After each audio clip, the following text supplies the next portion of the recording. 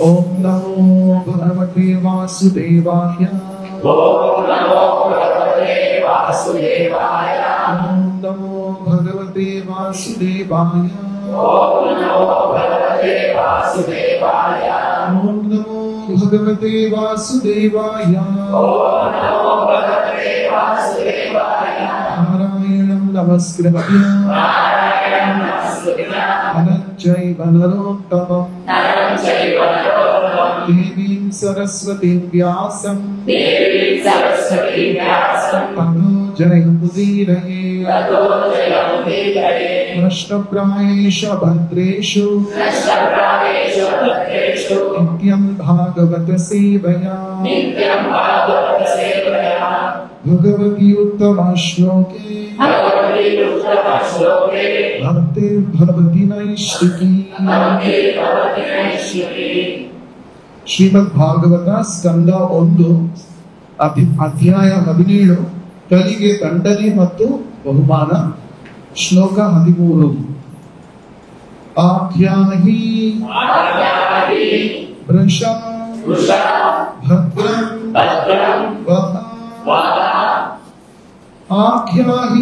ಭದ್ರಂ ವಹ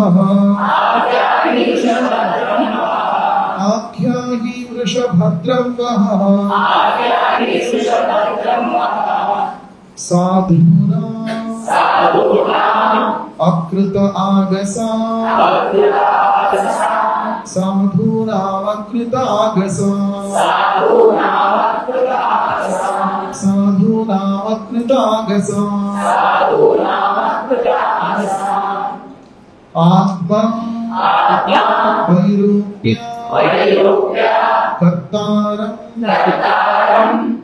आत्मा वैरूप्य कर्तारं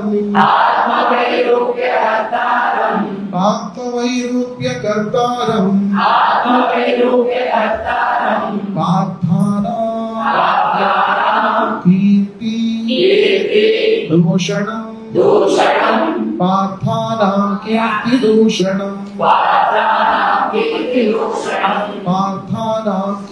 दूषणं पार्थानां कीर्ति दूषणं आख्याहि वृषभद्रं वः साधूनामकृतागसां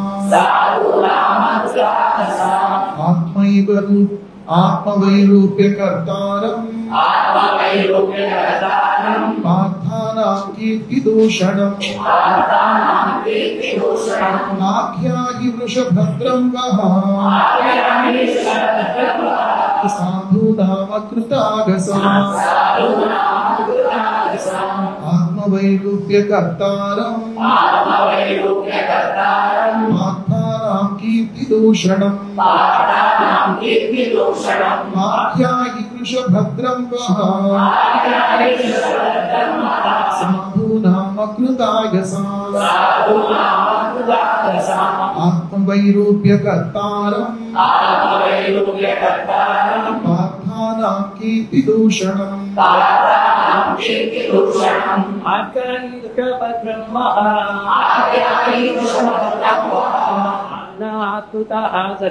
साधूनामकृतागसां आत्मवैरूप्य कर्तारं पार्थानां कीर्ति दूषणं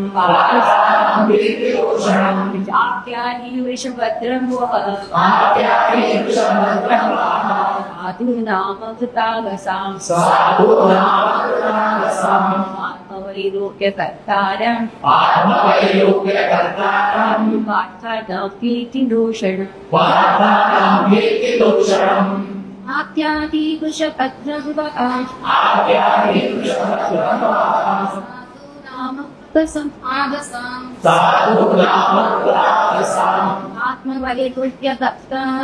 आत्मवैरूप्य कर्तारं पार्थानां कीर्ति दूषणं ಪದಕ್ಕೆ ಪದ ಅರ್ಥ. ಆಖ್ಯಾಹಿ ನನಗೆ ತಿಳಿಸು, ವೃಷಭನೇ ಭದ್ರಂ ಒಳಿತಾಗಲಿ, ಬಹು ನಿಮಗೆ, ಸಾಧೂನ ಸಜ್ಜನರ ಅಕೃತ ಆಗಸ ನಿರಪರಾಧಿಗಳಾದ ಆತ್ಮವೈರೂಪ್ಯ ದೇಹದ ವಿರೂಪವನ್ನು ಕರ್ತಾರಂ ಮಾಡುವವರನ್ನು ಪಾರ್ಥಾನ ಹೃದಯ ಮಕ್ಕಳ ಕೀರ್ತಿದೂಷಣ ಕೀರ್ತಿಯನ್ನು ಕೆಡಿಸುವವರನ್ನು ಅನುವಾದ ಮತ್ತು ಭಾವಾರ್ಥ ಶ್ರೀಲ ಪ್ರಭುಪಾದರಿದ್ದಾರೆ. ಅನುವಾದ ಪರೀಕ್ಷಿತ ಮಹಾರಾಜ ಮುಂದುವರಿಸಿದ, ಹೇ ವೃಷಭನೇ, ನೀನು ನಿರಪರಾಧಿ ಮತ್ತು ತುಂಬಾ ಪ್ರಾಮಾಣಿಕನಾಗಿರುವೆ. ನಿನಗೆ ಸನ್ಮಂಗಲವಾಗಲಿ.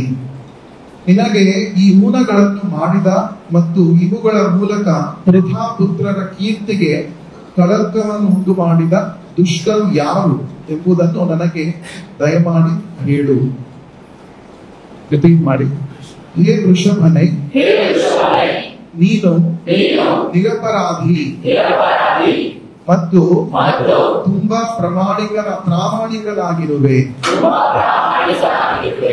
ನಿನಗೆ ಸನ್ಮಂಗಲವಾಗಲಿ.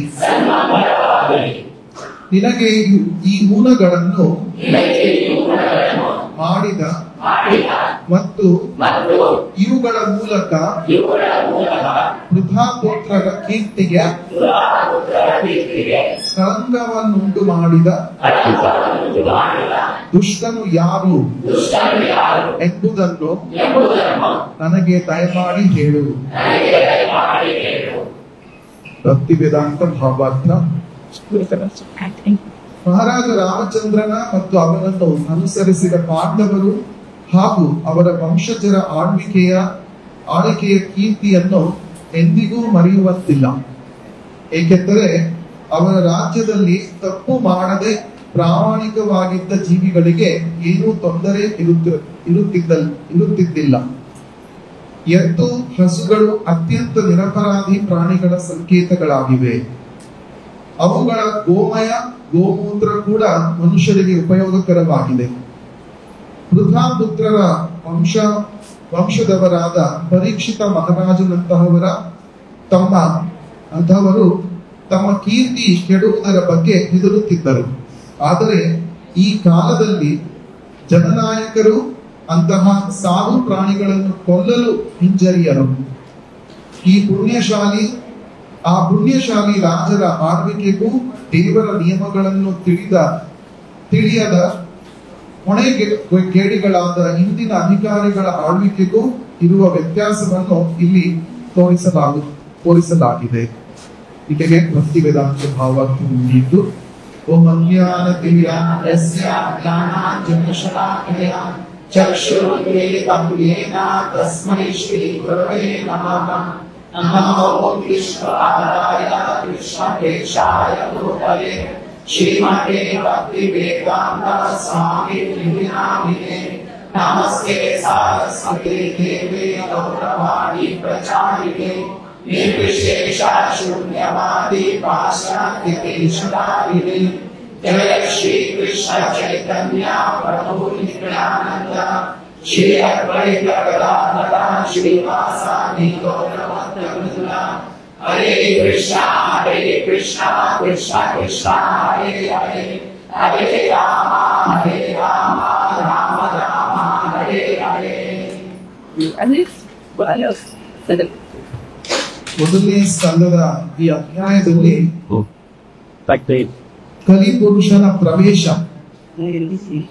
ಮತ್ತೆ ಮಹಾರಾಜ ಪರೀಕ್ಷಿತ ಕಲಿಯನ್ನ ಹೇಗೆ ಬರ್ಮಾಡ್ಕೊಂಡ ಅನ್ನೋದ್ರ ಬಗ್ಗೆ ಬರುತ್ತೆ. ಕಲಿಪುರುಷ ಒಂದು ಶೂದ್ರನಂತೆ ಕೆಲಸವನ್ನು ಮಾಡ್ತಾ ಇದ್ದ. ಎಂಥ ಕೆಲಸವನ್ನ ಮಾಡ್ತಾ ಇದ್ದ ಅವನು? ಒಬ್ಬ ರಾಜನ ವೇಷಧಾರಿಯಾಗಿದ್ದ ಅವನು. ಆದರೆ ತನ್ನ ಕೈಯಲ್ಲಿ ಒಂದು ಕೋಲನ್ನ ಇಟ್ಟುಕೊಂಡು ಯಾರನ್ನ ಹೊಡಿತಾ ಇದ್ದ ಅವನು? ಒಂದು ಎತ್ತನ್ನ, ಹಸುವನ್ನ. ಹಿಂಸೆಗೆ ಒಳಪಡಿಸಿದ್ದವು. ಇದನ್ನು ನೋಡಿದ ಪರೀಕ್ಷಿತ್ ಮಹಾರಾಜ ಅತ್ಯಂತ ಬೇಸರಗೊಳ್ತಾನೆ. ಆ ಪರೀಕ್ಷಿತ್ ಮಹಾರಾಜ ಇಲ್ಲಿ ಪ್ರಭುಪಾದರು ಹೇಳಿರುವ ರೀತಿ ಭಗವಂತನ ನಿಯಮಗಳನ್ನು ತಿಳಿದು ಅವರು ರಾಜ್ಯಭಾರವನ್ನು ಮಾಡ್ತಾ ಇದ್ದ. ಪರೀಕ್ಷಿತ್ ಮಹಾರಾಜ ಭಾಗವತೋತ್ತಮರಲ್ಲಿ ಶ್ರೇಷ್ಠನಾದವನು, ರಾಜರ್ಷಿಯಾದವನು. ಹೀಗಾಗಿ ಯಾವುದು ಸರಿ ಯಾವುದು ತಪ್ಪು ಅನ್ನುವ ತಿಳುವಳಿಕೆ ಪರೀಕ್ಷಿತ್ ಮಹಾರಾಜನಿಗೆ ಬಹಳ ಚೆನ್ನಾಗಿ ಇತ್ತು. ಅದು ಅಲ್ಲದೆ ಪಾಂಡವರು ಪರೀಕ್ಷಿತ್ ಮಹಾರಾಜನ ಯಾರು? ಪಾಂಡವರು ಪರೀಕ್ಷಿತ್ ಮಹಾರಾಜನ ತಾತ. ಪಾಂಡವರೆಲ್ಲ ಆ ಪಾಂಡವರು ಉತ್ತಮವಾದ ಭಗವದ್ ಭಕ್ತರಾಗಿದ್ದರು. ಸೊ ಅದೇ ರೀತಿ ಪರೀಕ್ಷಿತ್ ಮಹಾರಾಜ ಬಾಲ್ಯದಿಂದಲೇ ಕೃಷ್ಣನ ಭಕ್ತಿಯನ್ನು ಮಾಡ್ತಾ ಇದ್ದ. ಪಾಂಡವರಿಂದ ಕೃಷ್ಣನ ಮನಸ್ಸು ಏನು, ಕೃಷ್ಣನಿಗೆ ಏನು ಸುಖ ನೀಡುತ್ತೆ, ಅವನನ್ನು ಸಂತೋಷ ಪಡಿಸುವ ವಿಧಾನ ಏನು ಅನ್ನುವುದು ಪರೀಕ್ಷಿತ್ ಮಹಾರಾಜನಿಗೆ ತಿಳಿದಿತ್ತು. ಸೊ ಹೀಗಾಗಿ ಪರೀಕ್ಷಿತ್ ಮಹಾರಾಜ ಕೃಷ್ಣನ ಉಪದೇಶದ ಅನುಸಾರ ತನ್ನ ರಾಜ್ಯಭಾರವನ್ನು ಮಾಡ್ತಾ ಇದ್ದ. ಹೀಗಾಗಿ ಯಾವಾಗ ಅವನು ಒಬ್ಬ ರಾಜವೇಷಧಾರಿಯಾದ ಶೂದ್ರ ಒಂದು ಎತ್ತಿಗೆ ಹಿಂಸೆಯನ್ನ ಮಾಡ್ತಾ ಇರುವ ದೃಶ್ಯವನ್ನು ನೋಡ್ತಾನೋ ಆಗ ಪರೀಕ್ಷಿತ್ ಮಹಾರಾಜನಿಗೆ ಬಹಳ ಕೋಪ ಬರುತ್ತೆ. ಆ ಕೋಪದಿಂದ ಆ ಪರೀಕ್ಷಿತ್ ಮಹಾರಾಜ ಏನ್ ಮಾಡ್ತಾನೆ, ಆ ಶೂದ್ರ ರಾಜವೇಷಧಾರಿಯಾದ ಶೂದ್ರ ಅವನೇ ಕಲಿಪುರುಷ.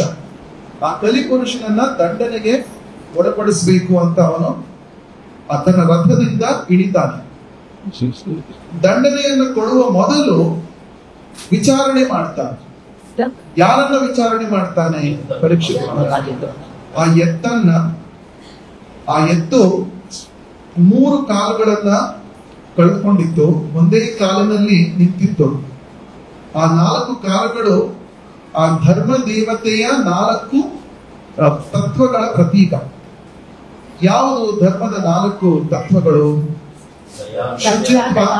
ಶುಚಿತ್ವ, ದಯಾ, ಮತ್ತೆ ತಪಸ್ಸು ಮತ್ತು ಸತ್ಯ. ಈ 4 ಆ ಧರ್ಮದ 4 ಕಂಬಗಳು. ಅವೇ ಆ ಎತ್ತಿನ 4 ಕಾಲುಗಳಾಗಿದ್ದವು.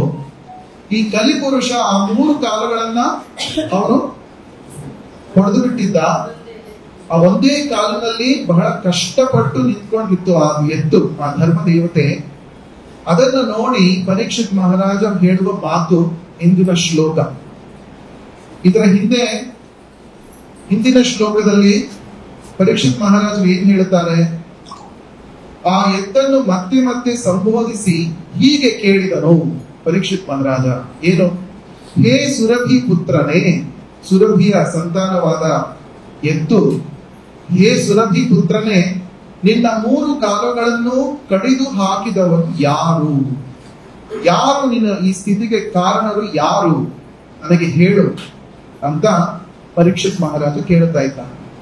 ದೇವೋತ್ತಮ ಪರಮ ಪುರುಷನಾದ ಕೃಷ್ಣನ ನಿಯಮಗಳನ್ನು ಅನುಸರಿಸತಕ್ಕ ರಾಜರ ರಾಜ್ಯದಲ್ಲಿ ಯಾರೊಬ್ಬನೂ ನಿನ್ನಂತೆ ದುಃಖಿಯಾಗಿ ಇರುವುದಿಲ್ಲ.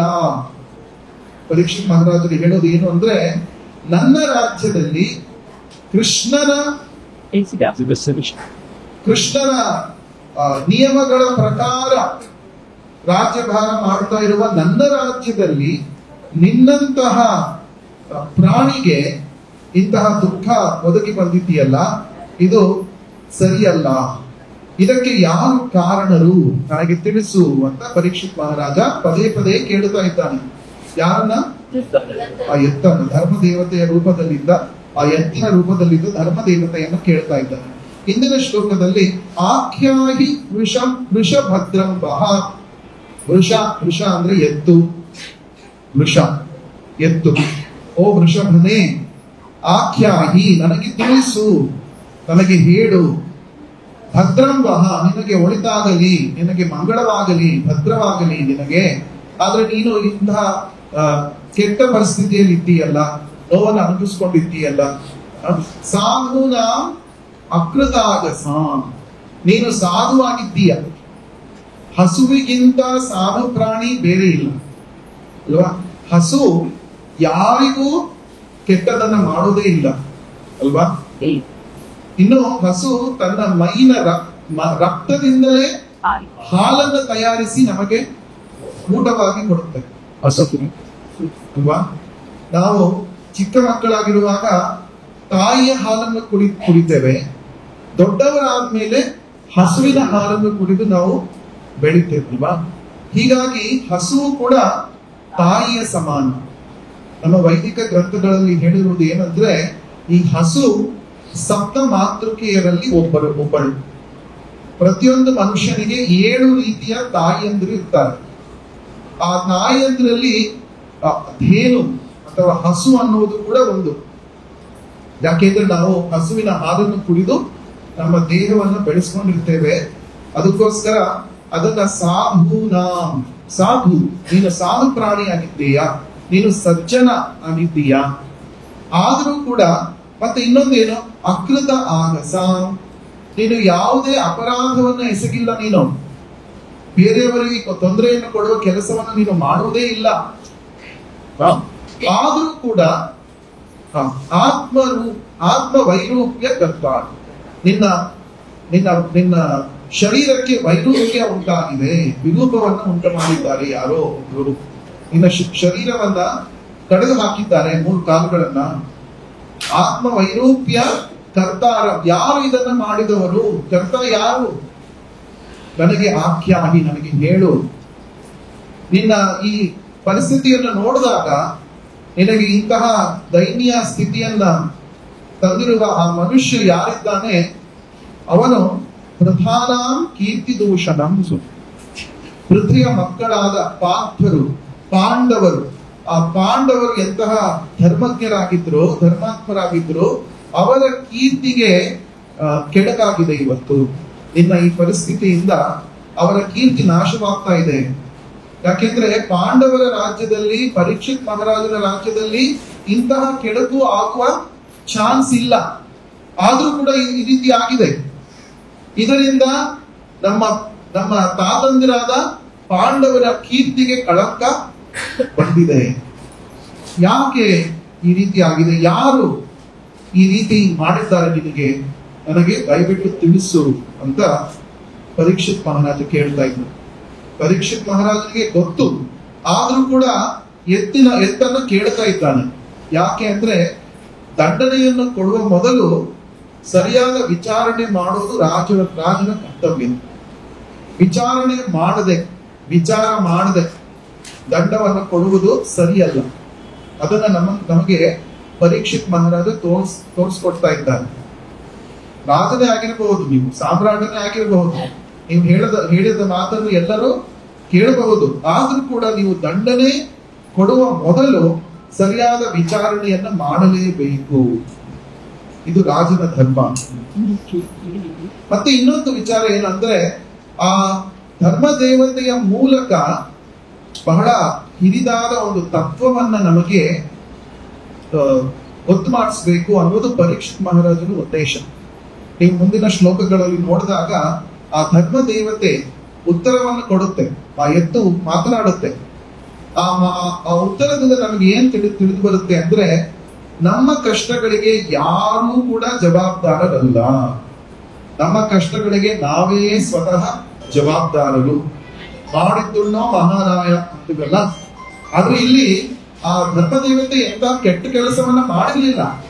ಆದ್ರೂ ಕೂಡ ಅದಕ್ಕೆ ಇಲ್ಲಿ ಪರೀಕ್ಷಿತ್ ಮಹಾರಾಜ ಹೇಳ್ತಾ ಇದ್ದಾರೆ, ಸಾಧುನಾ ಅಕೃತಾಗಸಾಂ, ನೀನು ಸಾಧುವಾಗಿದ್ದೀಯಾ, ನೀನು ಯಾವುದೇ ರೀತಿಯ ಅಪರಾಧಗಳನ್ನು ಎಸಗಿಲ್ಲ, ನೀನು ನಿರಪರಾಧಿಯಾಗಿದ್ದೀಯಾ, ಆದ್ರೂ ಕೂಡ ನಿನಗೆ ಇಂತಹ ಪರಿಸ್ಥಿತಿ ಬಂದಿದೆ, ಏನು ಕಾರಣ ಇದಕ್ಕೆ ಅಂತ ಪರೀಕ್ಷಿತ್ ಮಹಾರಾಜ ಕೇಳ್ತಾ ಇದ್ದಾನೆ. ಆದ್ರೆ ಧರ್ಮದೇವತೆ ಏನು ಹೇಳುತ್ತೆ ಅಂದ್ರೆ, ಇದೆಲ್ಲ ನಾನು ಸ್ವಯಂಕೃತ ಅಪರಾಧ ಅಂತ ಧರ್ಮದೇವತೆ ಮುಂದೆ ಹೇಳುತ್ತೆ. ಅಂದ್ರೆ ನಾವು ಯಾವ ರೀತಿ ಯೋಚನೆ ಮಾಡಬೇಕು ಅನ್ನೋದನ್ನ ಧರ್ಮದೇವತೆ ನಮಗೆ ತಿಳಿಸಿಕೊಡುವ ಬಗೆ ಅದು. ನಮಗೆ ಕಷ್ಟ ಬಂದಾಗ ನಾವು ಬೇರೆಯವರ ಮೇಲೆ ತಲೆ ಮೇಲೆ ಗೂಬೆಯನ್ನ ಕೂರಿಸ್ತೀವಲ್ಲ, ಇವನಿಂದ ನನ್ನ ಬಾಳು ಹಾಳಾಯ್ತು, ಇವನ್ ಮಾತನ್ನು ಕೇಳಿ ನಾನು ಕೆಟ್ಟೆ ಅಂತ ನಾವು ಬೇರೆಯವರ ಮೇಲೆ ದೂಷಣೆಯನ್ನ ಮಾಡ್ತೇವೆ. ಆದ್ರೆ ಧರ್ಮದೇವತೆ ಆ ರೀತಿಯ ಮಾತನ್ನ ಆಡೋದಿಲ್ಲ. ಇದು ನಿಜವಾದ ಧರ್ಮವನ್ನು ತಿಳಿದಿರುವ ಮನುಷ್ಯನ ವ್ಯವಹಾರ. ಬೇರೆಯವರ ಬಗ್ಗೆ ನಾವು ಬೇರೆಯವರನ್ನ ನಮ್ಮ ಕಷ್ಟಗಳಿಗೆ ಕಾರಣ ಅಂತ ನಾವು ಯಾವಾಗ ಹೇಳ್ತೇವೋ ಅದರ ಅರ್ಥ ಏನು ಅಂದ್ರೆ ನಾನು ಯಾವ ಕೆಟ್ಟ ಕೆಲಸವನ್ನ ಮಾಡಿಲ್ಲ, ನಾನು ತುಂಬಾ ಸಹಜ ಆಗಿದ್ದೇನೆ, ನಾನು ತುಂಬಾ ಒಳ್ಳೆ ಮನುಷ್ಯ ಆಗಿದ್ದೇನೆ ಅಂತ ನಾವು ಸ್ವಯಂ ಪ್ರಶಂಸೆಯನ್ನ ಮಾಡ್ಕೊಂಡು ಹಾಗೆ ಆಗುತ್ತೆ. ಆದ್ರೆ ನಾವು ಎಷ್ಟೊಂದು ಕೆಟ್ಟ ಕೆಲಸಗಳನ್ನ ತಿಳಿದೇ ಮಾಡ್ತಾ ಇರ್ತೀವಲ್ಲ ಪ್ರತಿ ದಿವಸ, ಅದರ ಹೊಣೆಯನ್ನು ನಾವು ಹೊರಬೇಕು. ಬೇರೆಯವರ ತಲೆ ಮೇಲೆ ಗೂಬೆಯನ್ನು ನಾವು ಕೂರಿಸಬಾರದು ಅನ್ನೋದು ಆ ಧರ್ಮ ದೇವತೆ ನಮಗೆ ತಿಳಿಸಿಕೊಳ್ಳುವ ಒಂದು ವಿಷಯ. ಅದು ಮುಂದಿನ ಶ್ಲೋಕಗಳಲ್ಲಿ ಬರುತ್ತೆ. ಇಂದಿನ ಶ್ಲೋಕದಲ್ಲಿ ನಾವು ಪ್ರಭುಪಾದರು ಏನ ಭಾವಾರ್ಥದಲ್ಲಿ ಬಹಳ ಚೆನ್ನಾಗಿರುವ ಒಂದು ವಿಷಯವನ್ನ ಹೇಳುತ್ತಾರೆ. ಅದಕ್ಕೂ ಮುಂಚೆ ಪ್ರತಿ ವಾರ ನಾವು ಬರ್ತೀವಿ ಭಾಗವತ ಕ್ಲಾಸಿಗೆ. ಹೆಚ್ಚು ಕಮ್ಮಿ ಅದೇ ಕಥೆಯನ್ನ ಮತ್ತೆ ಮತ್ತೆ ನಾವು ಕೇಳ್ತಾ ಇರ್ತೀವಿ. ಈ ರೀತಿ ಪರೀಕ್ಷಿತ್ ಮಹಾರಾಜ ಮಾಡ್ದ, ಈ ರೀತಿ ಒಂದು ಕಲಿಪುರುಷ ಬಂದ, ಎತ್ತಿಗೆ ತೊಂದರೆ ಕೊಡ್ತಾ ಇದ್ದ, ಪದೇ ಪದೇ ನಾವು ಅದನ್ನೇ ಕೇಳ್ತಾ ಇರ್ತೀವಲ್ವಾ. ಮತ್ತೆ ಕೆಲವೊಮ್ಮೆ ಈ ಕ್ಲಾಸ್ ನಲ್ಲಿ ಹೇಳುವ ಕಥೆ, ಈ ಸಂಗತಿಗಳನ್ನೇ ಮುಂದಿನ ಕ್ಲಾಸ್ ಅಲ್ಲಿ ಪ್ರಭುಗಳು ಅದನ್ನೇ ಪುನರಾವರ್ತನೆ ಮಾಡ್ತಾರೆ. ಸೊ ಒಂದೊಂದ್ಸತಿ ನಮ್ಗೆ ಅನ್ಸುತ್ತೆ ಅದೇ ವಿಷಯವನ್ನ ಹೇಳ್ತಾ ಇದ್ರಲ್ಲ, ಏನ್ ಹೊಸ ವಿಷಯ ಇಲ್ವಾ ಇವ್ರ ಹತ್ರ.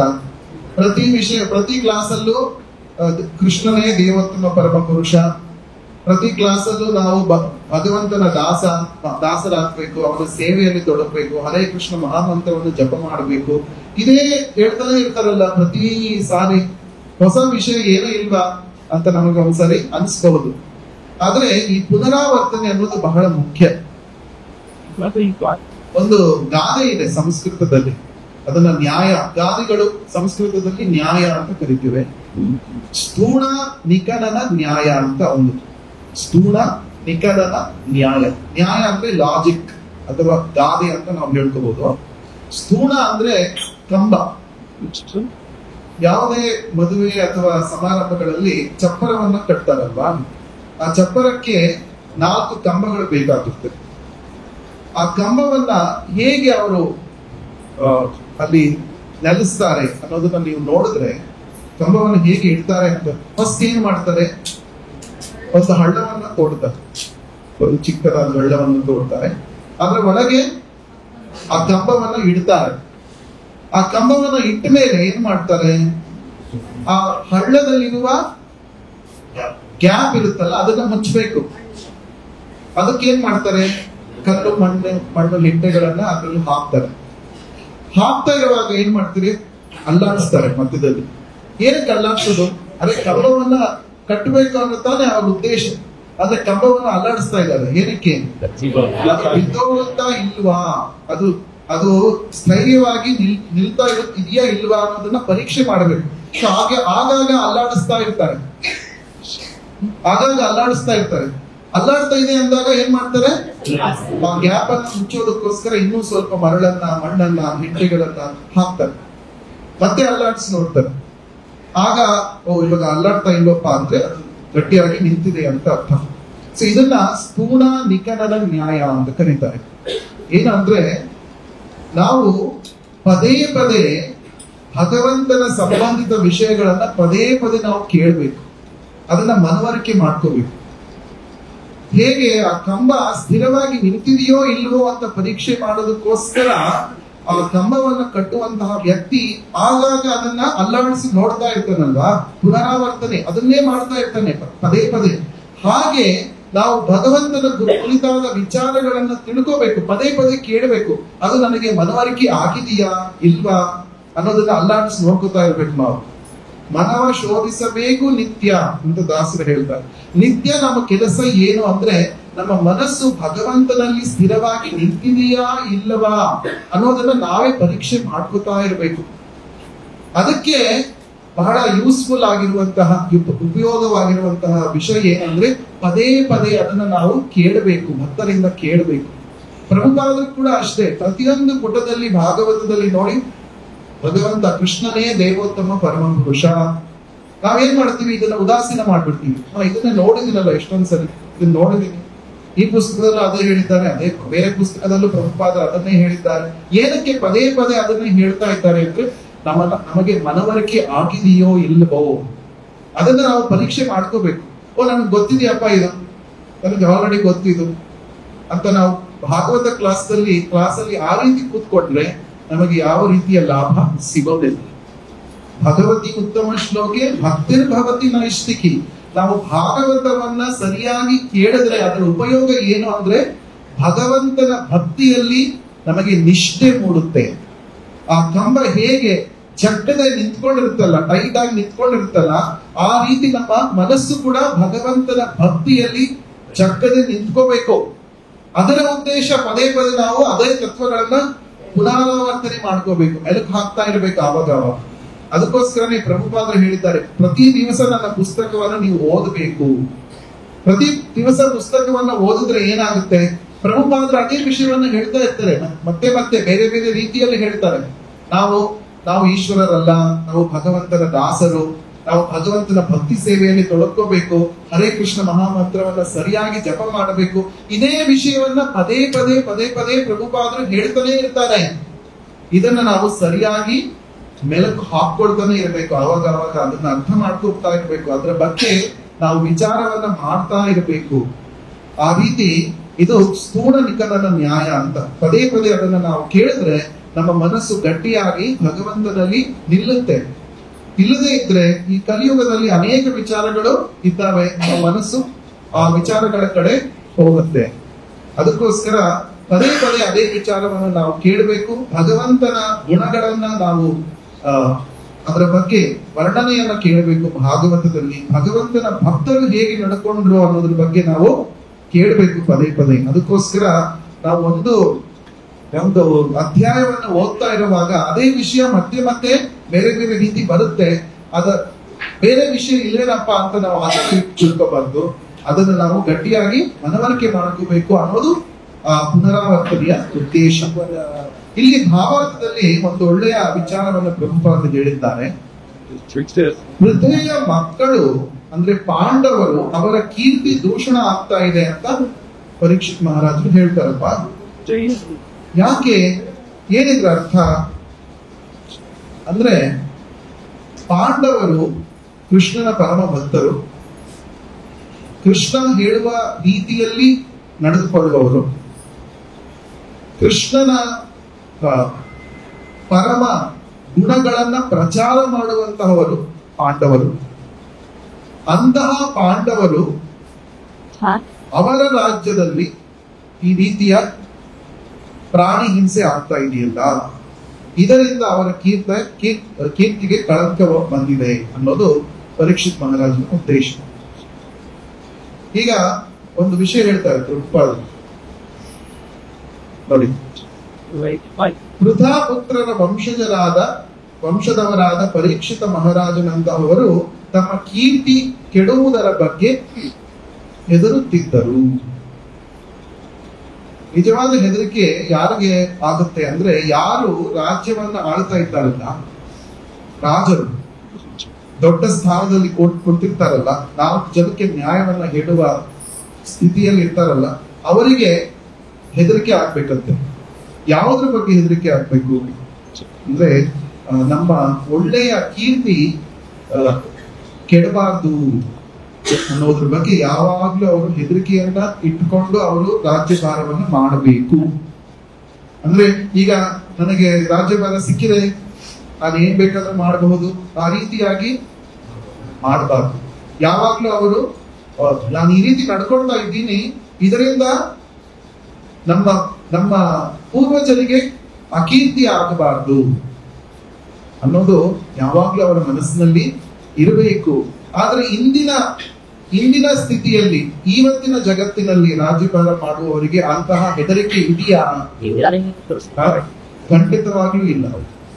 ಅವ್ರಿಗೆ 5 ವರ್ಷಗಳ ಕಾಲ ನಾವು ಎಷ್ಟು ಸಂಪಾದನೆ ಮಾಡಬಹುದು, ನಮ್ಮ ಮಕ್ಕಳಿಗೆ, ಮರಿ ಮಕ್ಕಳಿಗೆ ಎಷ್ಟೊಂದು ನಾವು ಖಜಾನೆಯನ್ನ ಇಟ್ಟು ಹೋಗಬಹುದು ಅನ್ನೋದ್ರ ಬಗ್ಗೆನೇ ಅವರಿಗೆ ಚಿಂತೆ ಇರುತ್ತೆ ಹೊರತು, ಯಾವ ಇಡಿ IT ದಾಳಿ ಆದ್ರೂ ಕೂಡ ನನ್ನ ಹೆಸರಿಗೆ ಮಸಿ ಬಳಿತಲ್ಲ ಅಂತ ಅವರು ಅದ್ರ ಬಗ್ಗೆ ಹೆದರೋದೇ ಇಲ್ಲ. ಜೈಲಿಗೆ ಹಾಕಿದ್ರು ಕೂಡ ಆ ಜೈಲಿನಿಂದ ಹೊರಗೆ ಬಂದಾಗ ಅವರು ಹಿಗ್ಗಿಕೊಂಡು ಬರ್ತಾರೆ. ನೋಡಿ, ನಮ್ಗೆ ಇಂಥ ಎಕ್ಸ್ಪೀರಿಯನ್ಸ್ ಕೂಡ ಇದೆ. ನಾವು ಜೈಲಲ್ಲಿ ಇದ್ದೀವಿ, ಜೈಲಲ್ಲಿ ಇದ್ಕೊಂಡು ಬಂದಿದ್ದೇವೆ ಅಂತ ಅವರು ಅಷ್ಟೊಂದು ಅದ್ರ ಬಗ್ಗೆ ಅವ್ರು ಹಿಡ್ಕೊಂಡು ಅವ್ರು ಮಾತಾಡ್ತಾರೆ. ಅಂದ್ರೆ ಮೂರು ಬಿಟ್ಟವರು ಲೋಕಕ್ಕೆ ದೊಡ್ಡವರು ಅಂತ ಹೇಳ್ತಾರಲ್ಲ, ಆ ರೀತಿಯಲ್ಲಿ ಇಂದಿನ ರಾಜ್ಯಭಾರ ಮಾಡುವವರು ಪರಿಸ್ಥಿತಿ ಆಗಿದೆ. ಅದನ್ನೇ ಪ್ರಭುಪಾದರು ಹೇಳಿರೋದು. ಆ ಪುಣ್ಯಶಾಲಿ ರಾಜರ ನೋಡಿ, ಆದರೆ ಈ ಕಾಲದಲ್ಲಿ ಜನನಾಯಕರು ಅಂತಹ ಸಾಧು ಪ್ರಾಣಿಗಳನ್ನು ಕೊಲ್ಲಲು ಹಿಂಜರಿಯರು. ಈ ಇಂದಿನ ಜನನಾಯಕರು ಕೆಟ್ಟ ಕೆಲಸ ಮಾಡುವುದನ್ನೇ ಅವರು ಪ್ರೋತ್ಸಾಹ ಮಾಡ್ತಾರೆ. ಯಾಕೆ? ಈಗ ನೋಡಿ, ಎಲ್ಲರಿಗೂ ಗೊತ್ತು, ಜೂಜನ್ನ ಆಡಬಾರ್ದು, ಜೂಜ್ ಆಡಿದ್ರೆ ಕೆಟ್ಟ ಪರಿಣಾಮಗಳು ಉಂಟಾಗುತ್ತೆ. ಮತ್ತೆ ಆಲ್ಕೋಹಾಲ್ ಅನ್ನ ಕುಡಿಬಾರ್ದು, ಹೆಂಡವನ್ನು ಕುಡಿಬಾರ್ದು, ಎಲ್ಲರಿಗೂ ಗೊತ್ತು. ಎಲ್ಲರೂ ಗಾಂಧಿವಾದಿಗಳೇ. ಅಕ್ಟೋಬರ್ 2ನೇ ತಾರೀಕು ಬಂದಾಗ ಎಲ್ಲರೂ ಗಾಂಧಿವಾದಿಗಳೇ. ಅದಾದ್ಮೇಲೆ ಏನ್ ಮಾಡ್ತಾರೆ? ಈ ಜೂಜನ್ನ ಅಥವಾ ಹೆಂಡವನ್ನ ನಾವು ಪೂರ್ಣ ಪ್ರಮಾಣವಾಗಿ ಅದನ್ನ ನಾವು ನಿರ್ಮೂಲನ ಮಾಡಿದ್ರೆ ನಮಗೆ ಆದಾಯ ಸಿಗೋದಿಲ್ಲ ಅನ್ನೋದು ಸರ್ಕಾರದ ಚಿಂತೆ. ಸರ್ಕಾರದ ಚಿಂತೆ ಹೇಗೆ ಜನರನ್ನ ಜೂಜಿನಿಂದ ಮತ್ತೆ ಹೆಂಡದಿಂದ ಹೇಗೆ ಪಾರು ಮಾಡೋದು ಅನ್ನೋದು ಚಿಂತೆ ಅಲ್ಲ ಅಲ್ವಾ? ಹೇಗೆ ಚಿಂತೆ ಅಂದ್ರೆ ಅದನ್ನು ಹೆಚ್ಚು ಹೆಚ್ಚು ಬಳಸುವಂತಾಗಬೇಕು, ಅದರಿಂದ ಸರ್ಕಾರಕ್ಕೆ ಆದಾಯ ಬರಬೇಕು ಅನ್ನೋದು ಕಲಿಯುಗದ ಸರ್ಕಾರ ಜನನಾಯಕರ ಚಿಂತೆ. ಹೇಗೆ ಎಷ್ಟು ಪರಿಸ್ಥಿತಿ ಹದಗೆಟ್ಟಿದೆ ಅಂತ ನಾವು ಅರ್ಥ ಮಾಡ್ಕೋಬಹುದು ಇದರಿಂದ. ನೋಡಿ, 5000 ವರ್ಷಗಳ ಹಿಂದೆ ಒಂದು ಪ್ರಾಣಿಗೆ, ಒಂದು ಮೂಕ ಪ್ರಾಣಿಗೆ ಕಷ್ಟ ಕೊಡ್ತಾ ಇರುವುದನ್ನು ನೋಡಿ ಸಹಿಸಲಿಲ್ಲ ರಾಜ ಪರೀಕ್ಷಿತ. ಆದ್ರೆ ಇವತ್ತು ಅಂತಹ ಕೆಲಸಗಳನ್ನೇ ಪ್ರೋತ್ಸಾಹವನ್ನು ಮಾಡ್ತಾ ಇರುವಂತಹ ರಾಜರು, ಜನನಾಯಕರು ಇದ್ದಾರೆ. ಇದರಿಂದ ನಮ್ಗೆ ಅರ್ಥ ಆಗುತ್ತೆ, ಕಲೆ ದೋಷ ನಿಧೆ ರಾಜನ್. ಏನಕ್ಕೆ ಭಾಗವತ ಹೇಳಿದೆ ಕಲಿಯುಗ ದೋಷಗಳಿಂದ ಕೂಡಿದೆ, ದೋಷಗಳ ಸಾಗರ ಅಂತ ಏನಕ್ಕೆ ಹೇಳಿದೆ ಅಂದ್ರೆ ಇದರಿಂದ ಅರ್ಥ ಆಗುತ್ತೆ ನಮ್ಗೆ. ರಾಜರೇ ಸರಿಯಾದ ದಾರಿಯನ್ನ ತೋರಿಸ್ತಾ ಇಲ್ಲ, ಅವ್ರಿಗೆ ಗೊತ್ತಿಲ್ವಲ್ಲ ಸರಿಯಾದ ದಾರಿ ಯಾವುದು ಅಂತ. ಅದೇ ಒಂದು ದುರಂತ ಈ ಕಲಿಯುಗದಲ್ಲಿ ಅಲ್ವಾ? ಮತ್ತೆ ಒಂದು ವಿಷಯ ಬರುತ್ತೆ ಮಹಾಭಾರತದಲ್ಲಿ, ರಾಜ ಏಕೆ ದಂಡವನ್ನು ಕೊಡಬೇಕು, ದಂಡನೆಯನ್ನು ಹೇಗೆ ವಿಧಿಸಬೇಕು ಅಂತ. ಶಾಂತಿ ಪರ್ವದಲ್ಲಿ ಭೀಷ್ಮದೇವರು ಯುಧಿಷ್ಠಿರ ಮಹಾರಾಜನಿಗೆ ರಾಜನ ಧರ್ಮಗಳ ಬಗ್ಗೆ ಬೋಧನೆಯನ್ನು ಮಾಡ್ತಾನೆ. ನಿಮಗೆಲ್ಲ ಗೊತ್ತಿರುವ ಕಥೆ ಅಲ್ವಾ? ಭೀಷ್ಮದೇವರು ಶರಶೈಲಿಯ ಮೇಲೆ ಮಲಗಿರ್ತಾರೆ, ಪಾಂಡವರ ಶೈಲಿಯ ಮೇಲೆ ಮಲಗಿರ್ತಾರಲ್ವಾ? ಆಗ ಕೃಷ್ಣ ಪಾಂಡವರನ್ನು ಕರ್ಕೊಂಡು ಬರ್ತಾನೆ. ಇನ್ನೇನು ಭೀಷ್ಮ ಪ್ರಾಣವನ್ನು ತ್ಯಾಗ ಮಾಡುವ ಪರಿಸ್ಥಿತಿ ಬಂದಿದೆ. ಆದರೆ ಭೀಷ್ಮದೇವರ ಹತ್ತಿರ ಬಹಳ ಒಳ್ಳೆಯ ಜ್ಞಾನ, ಉತ್ತಮವಾದ ಜ್ಞಾನ ಇದೆ. ಅದನ್ನ ಪಾಂಡವರು ಪಡಿಬೇಕು. ಯಾಕೆಂದ್ರೆ ಯುಧಿಷ್ಠಿರ ಮಹಾರಾಜ ಮುಂದೆ ರಾಜಭಾರವನ್ನು ಮಾಡಬೇಕು. ಆ ಭೀಷ್ಮದೇವರ ಉಪದೇಶ ಅವರಿಗೆ ಆಗಬೇಕು ಅನ್ನೋದು ಕೃಷ್ಣನ ಉದ್ದೇಶ. ಕೃಷ್ಣನೇ ಉಪದೇಶ ಮಾಡಬಹುದಾಗಿತ್ತಲ್ವಾ? ಏನಕ್ಕೆ ಭೀಷ್ಮದೇವರ ಮೂಲಕ ಉಪದೇಶ ಮಾಡಿಸಿದ್ದವು ಅಂದ್ರೆ, ಕೃಷ್ಣ ತನ್ನ ಭಕ್ತರನ್ನ ಯಾವಾಗಲೂ ವಿಜೃಂಭಿಸಬೇಕು, ತನ್ನ ಭಕ್ತರ ನಿಜವಾದ ಗುಣಗಳು ಪ್ರಪಂಚಕ್ಕೆ ತಿಳಿಬೇಕು ಅನ್ನೋದು ಕೃಷ್ಣನ ಉದ್ದೇಶ. ಹೇಗೆ ಭಕ್ತರು, ಶುದ್ಧ ಭಕ್ತರು ಕೃಷ್ಣನ ಗುಣಗಾನದಲ್ಲೇ ತೊಡಗಿರ್ತಾರೋ, ಅದೇ ರೀತಿ ಕೃಷ್ಣನು ಕೂಡ ತನ್ನ ಶುದ್ಧ ಭಕ್ತರ ಗುಣಗಾನದಲ್ಲೇ, ಪ್ರಚಾರದಲ್ಲೇ ತೊಡಗಿರ್ತಾರೆ. ಸೊ ಭೀಷ್ಮದೇವರು ಒಬ್ಬರು ಮಹಾಜನರು, 12 ಮಹಾಜನರುಗಳಲ್ಲಿ ಒಬ್ಬರು ಭೀಷ್ಮದೇವರು. ಸೊ ಅವರ ಮೂಲಕ ಪಾಂಡವರಿಗೆ ಉಪದೇಶ ಆಗಬೇಕು ಅನ್ನೋದು ಕೃಷ್ಣನ ಉದ್ದೇಶ. ಅಲ್ಲಿ ಒಂದು ಮಾತನ್ನ ಹೇಳ್ತಾರೆ ಭೀಷ್ಮದೇವರು, ಏನು? ರಾಜದಂಡ ಭಯಾದೇಕೆ ಪಾಪಂನ ಕುರುವತೆ, ಯಮದಂಡ ಭಯಾದೇಕೆ ಪರಲೋಕ ಭಯಾದಪಿ. ಬಹಳ ಒಳ್ಳೆಯ ವಿಷಯ ಅದು. ಅಂದ್ರೆ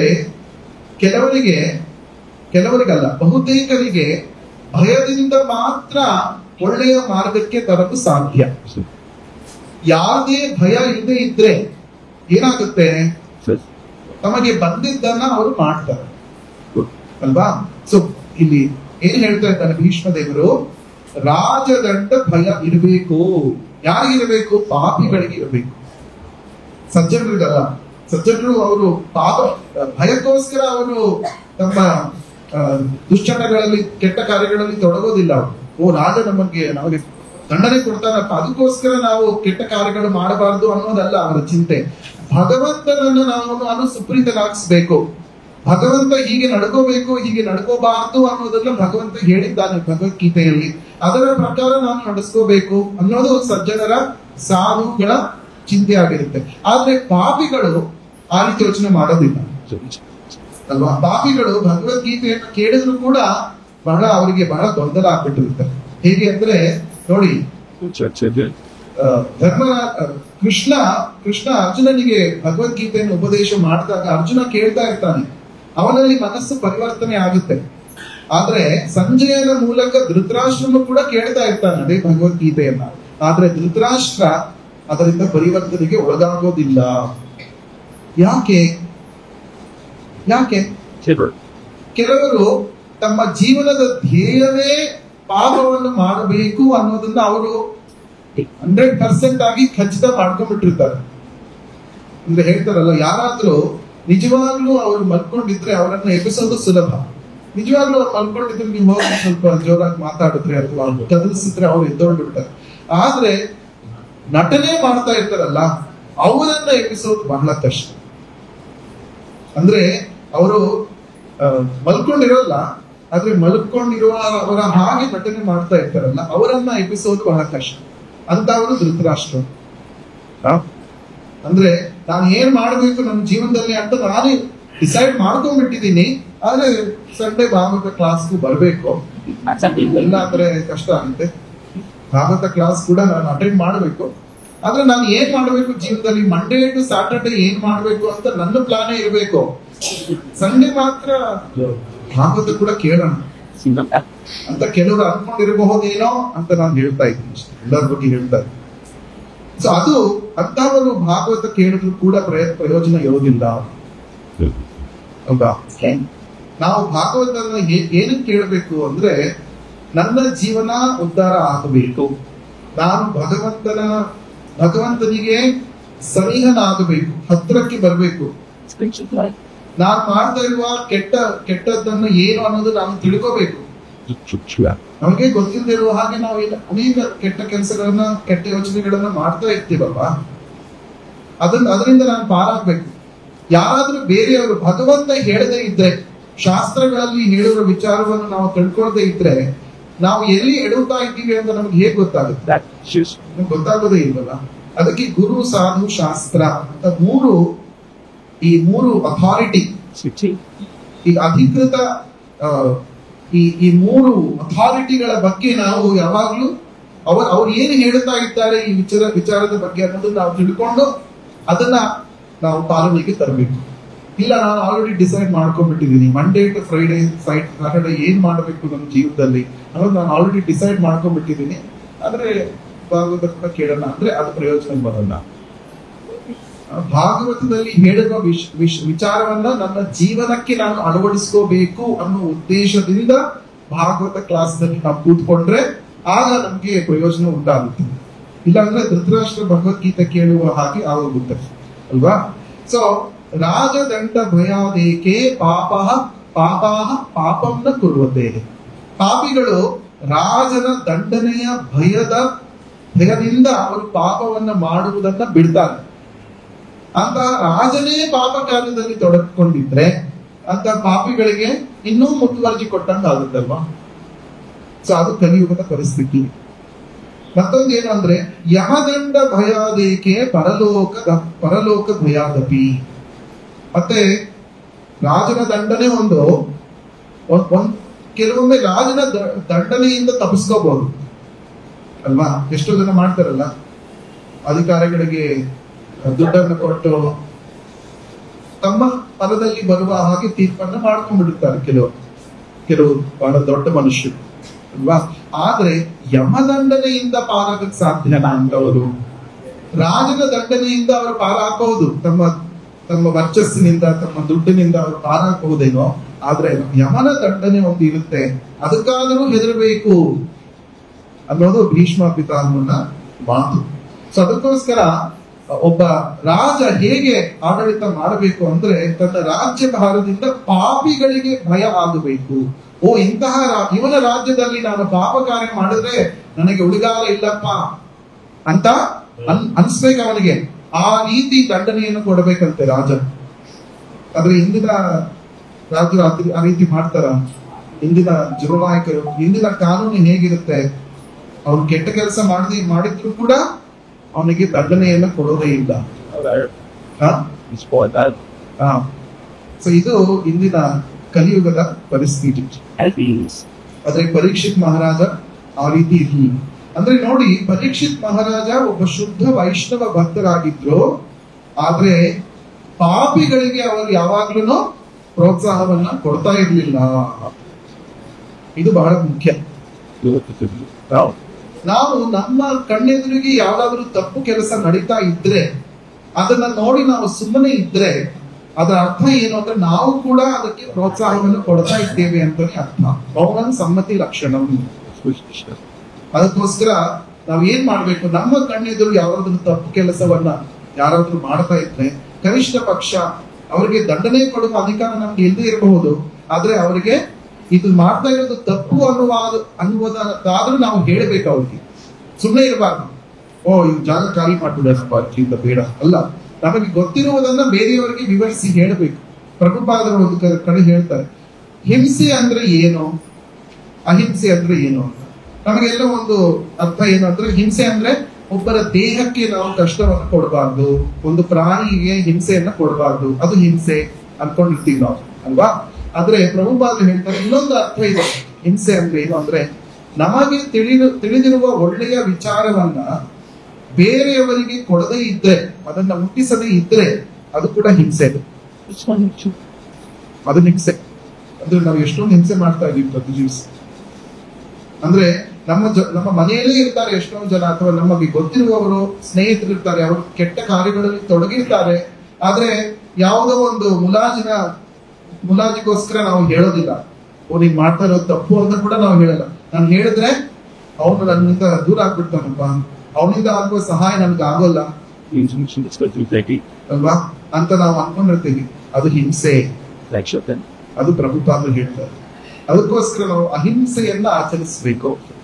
ಅಹಿಂಸೆಯನ್ನ ಆಚರಣೆ ಮಾಡಬೇಕು ಅಂದ್ರೆ ಒಂದೇ ಒಂದು ವಿಧಾನ, ಏನು ಅಂದ್ರೆ ಪ್ರತಿಯೊಬ್ಬರಿಗೆ ಕೃಷ್ಣ ಪ್ರಜ್ಞೆಯ ಬಗ್ಗೆ ನಾವು ಉಪದೇಶವನ್ನ ಮಾಡಬೇಕು, ಪ್ರಚಾರವನ್ನ ಮಾಡಬೇಕು. ಓ ನಾನು ಪ್ರಚಾರ ಮಾಡುವಷ್ಟು ನಾನು ದೊಡ್ಡವನಲ್ವಲ್ಲ ಅಂತ ನಾವು ಅನ್ಕೊತೀವಿ. ಇಲ್ಲ, ನಾವು ಅದಕ್ಕೋಸ್ಕರ ಆಗ್ಬೇಕು ಅಂತ ಏನಿಲ್ಲ. ಪ್ರಭುಪಾದರು ಏನ್ ಹೇಳಿದ್ದಾರೋ ಅದನ್ನೇ ನಾವು ರಿಪೀಟ್ ಮಾಡಬೇಕಷ್ಟೇ.